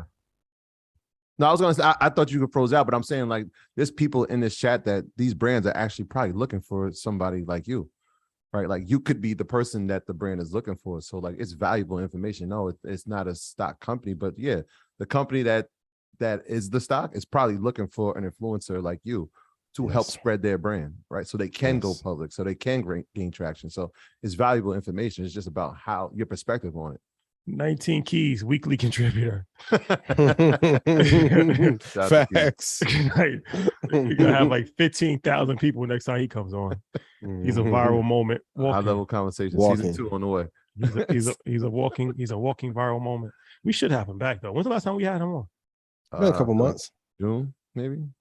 Yeah, maybe May. We should have him back. Talk about the state of NFTs, the current state of NFTs. Yeah. DAOs. Yeah. DAOs. He's been heavy on DAOs lately. Definitely been talking about that. Crypto. Yep. A few things we can talk about. Yeah. That's the bro. It's too easy. So do y'all want to do the stocks or? Yeah, let's run them down. There's people who are still here. I think we. And thank you guys for being here. Ian, I think we stopped at. Dollar General. So the next one would be MO, the Altria Group, which we spoke about maybe a couple of weeks ago when we talked about companies with dividends, and a lot of people trying to find companies or investments that pay dividends, and that was one of them in the top 10. So yeah, go ahead. Yes. For Altria Group, the price I would be looking to enter is at $28.05. Yeah, $28.05. All right. And if we get Keys, Steve Leisman, Josh in a leather jacket. Oh boy. Oh boy. They don't like boring in. They can say whatever they want to. I'm like, yes, guys, I love you so much. They're like 2,200 viewers. They bring Charleston White on here one day too. Man. Charleston White the next day. Yeah, no. I sprayed. Of course, I sprayed him. Charleston White. Of course, I sprayed him. Next week on EYL, Charleston White. Yeah, Boozy after that. Man. And Little Boosie. Boosie after that.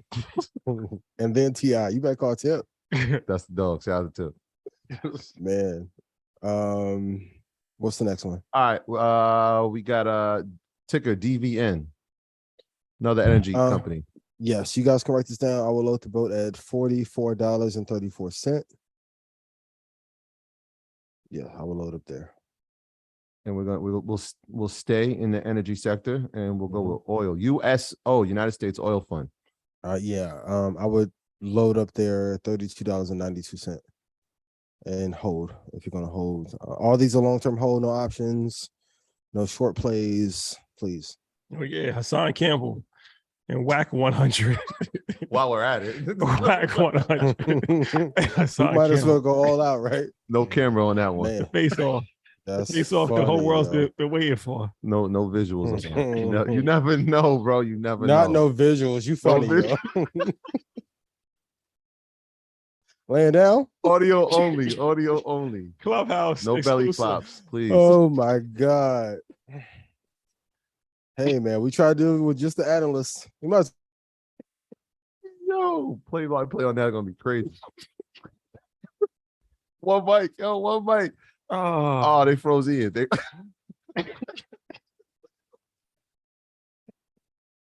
Yo, they got him waving the white flag over there. Shout out to Ian. While he's frozen, we'll probably do two more when he comes back. But while he was in the Matrix, right, I'll just do, we haven't done it in a while, but earnings report. It's earnings season. Ian, I'm just gonna give up the earnings for this week because what Steve was talking about is very true. A lot of times people have been watching the forward guidance, but the earnings of this third quarter is going to be really important. And so Thursday we got TSM. We spoke about them and the long-term play as far as the semiconductors. Domino's, Delta will be reporting on Thursday, and then it's time for the financials. JP Morgan Chase will be reporting. Morgan Stanley, Citi, PNC, and Wells Fargo all will be reporting on Friday.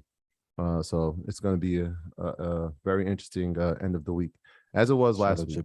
That Friday was a storm. All right, Ian, you're back. So let's do two more. Let's do cut my internet off.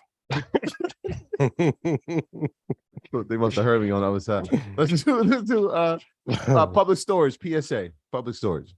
Public storage, $240.20 is the area I'm super interested in. Public storage has been pretty solid, so that's a decent business to invest in. $240.20.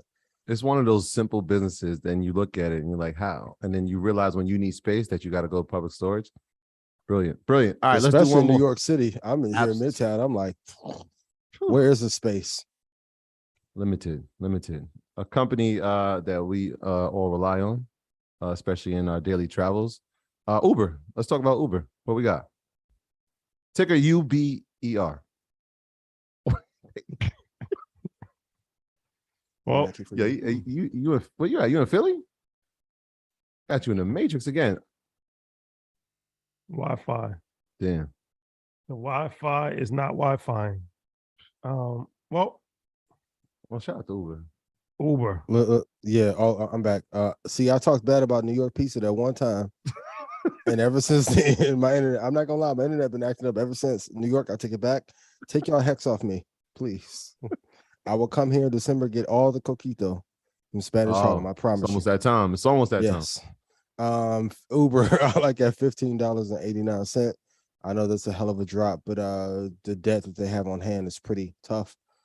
$15.89 is where I'll be looking to load the boat.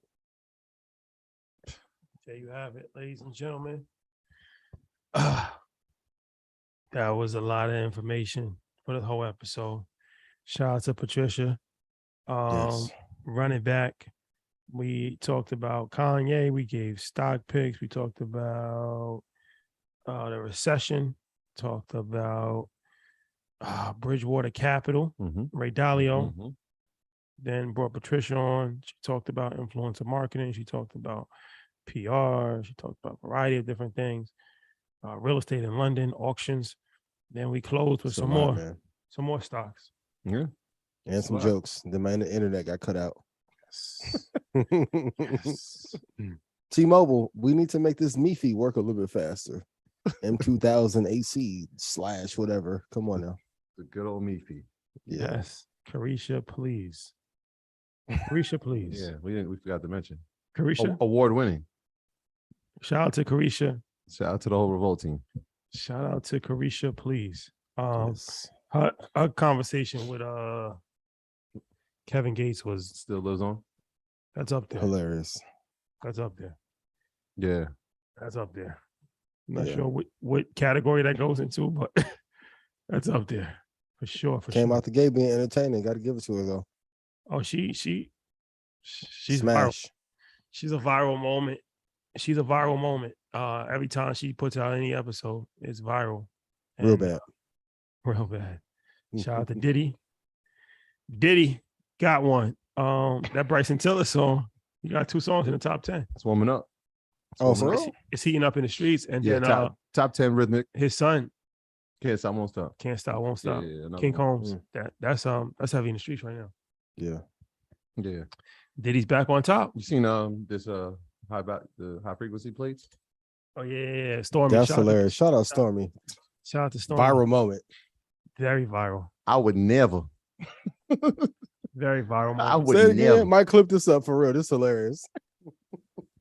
Shout out Carisha's reenactment. It was classic. Shout out to her. Yeah. That's Shout out to Dame Dash. I actually see him in London right now. Oh yeah. With a friend of ours. Connected. Yeah. He was in the palace. That's crazy. So shout out to Dame, man. Always a good conversation every time we speak. And I'm glad he got a chance to link up with our guy, Anton Dixon Bellot, who has a castle out there. Mm-hmm. He was in the castle. So it's always good to see EYL alumni connect. And shout out while we're on the UK. Shout out to Soul Caps. They just announced their partnership with Adidas. Yeah. So we did an episode with them, and they were like kind of working out the last details of it, but they officially have announced their partnership with Adidas. If you're not familiar with Soul Caps, it was a brand created to promote swimming for Black people. Really, like one of the major setbacks was, women didn't want to get their hair wet, and fellas weren't intrigued to do it. They didn't want to mess up their braids. So Soul Cap was created for that purpose, and now has partnered with Adidas to continue that journey. So shout out to our brothers at Soul Cap. Dope. Yeah. Shout out to the merch team, man. Bam. This is the new color that I'm wearing, neon green. So we got new colors for the fall. So yeah, get your merch, man. And Madison Square Garden, once again, Josh Brown, Peter Tuckman, Mouse Jones, shout out to Mouse, and of course the billionaire. It's very rare to be able to connect with billionaires. But Don Peebles will be in the building. That's just the first wave. That's just the first wave. Yeah. 11/27 in New York City, Madison Square Garden, Sunday night. Yeah.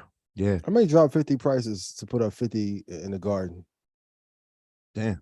You said, what'd you say? 50 prices? 50 prices to put up 50 in the garden. What you want to do? 55? I got to put up 55. Yeah, Jordan had 55. Why not? He had a Like double 55. nickel. Kobe did 60. Jordan had 55. LeBron, I think he scored like 50 or something. Yeah, he did 50 in the Garden. Yeah. They retired. Did they retire Jordan? Not he. Miami. But they got Chicago. his star. He got the star on the floor.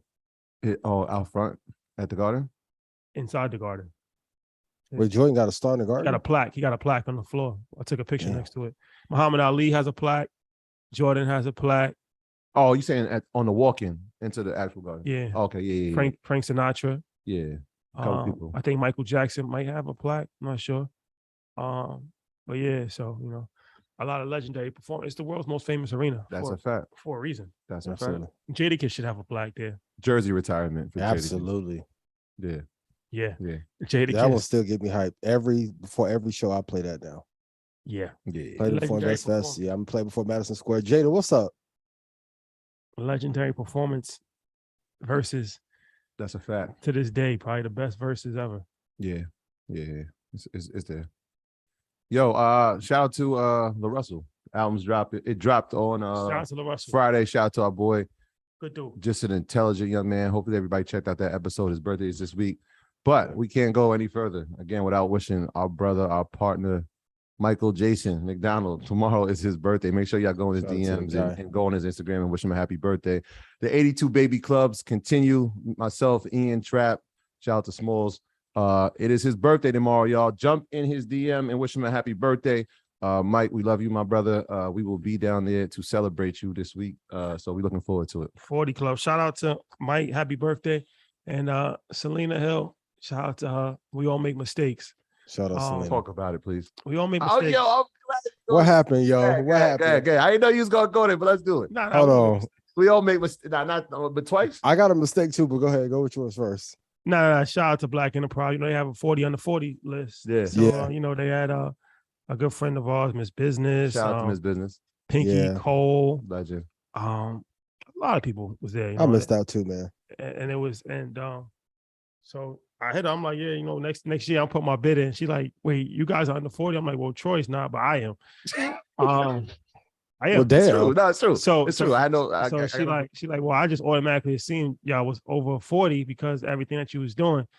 And I'm like, nah, no, really not. No. Yeah. So I got one more year left. She apologized though. She's like, damn, I'll definitely. So she like, so next year, I'm still eligible next year. So hopefully that's it. Hopefully you ain't gonna be on the ballot after that. Hopefully next year we can correct this situation. 2 years in a row, really. Yeah. Shout out to Maddie J was on the list last year. Oh, shout out Maddie J. Man, Selena hit me on the back phone, the business phone. I ain't replying time. She tried to make it happen, but couldn't at the last minute. So Selena, I'm sorry. It's all right. Yeah. We got a new list that we're gonna create. We'll talk about it another time. Absolutely. I gotta get on one of these 40 under 40 lists. Time is running out for me. So let's Black Enterprise with y'all, Essence, Ebony. Let's figure something out. Yeah, we're gonna do the 40 at 40 list. That's fire. Let's do that. We got it. I got it. Matter, you want to sponsor it? What we doing? I'll be there tomorrow. While we're at it. Square, what we doing? They said you got 1 year of eligibility left. I do. That's a fact. So, you know, but like I said, you know, I was just a little surprised. That's it's all good. You gotta ask for what you want in this world, right? That's a fact. No, everything's earned. Everything's earned. Everything's earned. Got you. Next year, we're gonna get it right next year. I have faith. I have faith in Selena. We got a few campaigns running for you. Yeah. Yeah, we'll announce those in a little bit. Yeah. Next year. Do the right thing. Yep. Yes, Sirski. All right. Oh yeah, congratulations to my son. Shout out to Nas. He had a football game and he had 2 touchdowns and an interception. So that's fire. 2 tutties. Yeah. I saw him. He acted like it was nothing. I'm like 2 tutties in a that's pick. That's what everything. Like, he the coolest. I don't care about nothing. Can we stay 5 more minutes? I'm like, nah, it's time to go. We all leaving. Yeah, time to go home. Yeah, that's fine. 2 tutties in a pick. Yeah, good game, man. All right, guys, get your tickets to InvestFest Europe. Get your tickets to Market Mondays tomorrow. Dapper Dan, legendary Dapper Dan conversation comes out. EYL, that's going to be one for the books. Make sure you check that out. Stream it. And yeah. Anything else? Shout out to Trap. So you had the Times Square situation out at the NASDAQ. That was dope. Shout out to the bar. Anytime we see anybody making big moves, man, that's always encouraging. So shout out to Trap. Yeah, I saw he was on the Joe Button Patreon. Shout out to Joe Button. Good dude. Shout out to Ish. Shout out to Ice. Shout out to Corey. Shout out to the whole crew over there, man. Yeah, Ian. Young boys. Yeah. Good guys, man. Good guys. All right. That's it, ladies and gentlemen. That's all. Enjoy the rest of your week. Tap in tomorrow. Tap in, do your research, and show up. Show up to. What are we doing this week? This week? Yeah. What you mean? I'm gonna hit y'all. Oh yeah, and then also shout out to them. Oh, Atlanta, Georgia. We're gonna be in Atlanta with Irv Gotti and RSVP to that. Link is in the description. And then we on a Midwest run next week. We'll talk about that on Monday. But Columbus, Ohio, Chicago, we coming, man. Coming. It's gonna be good. Flavs, reply to that message so we can make some magic happen in Madison Square. Mm-hmm. Come on, we get this one. Pyro. Boy. Have you on the pyro. Bombs. All right, y'all. Love is love. Be good to each other. Peace. Love y'all. Peace.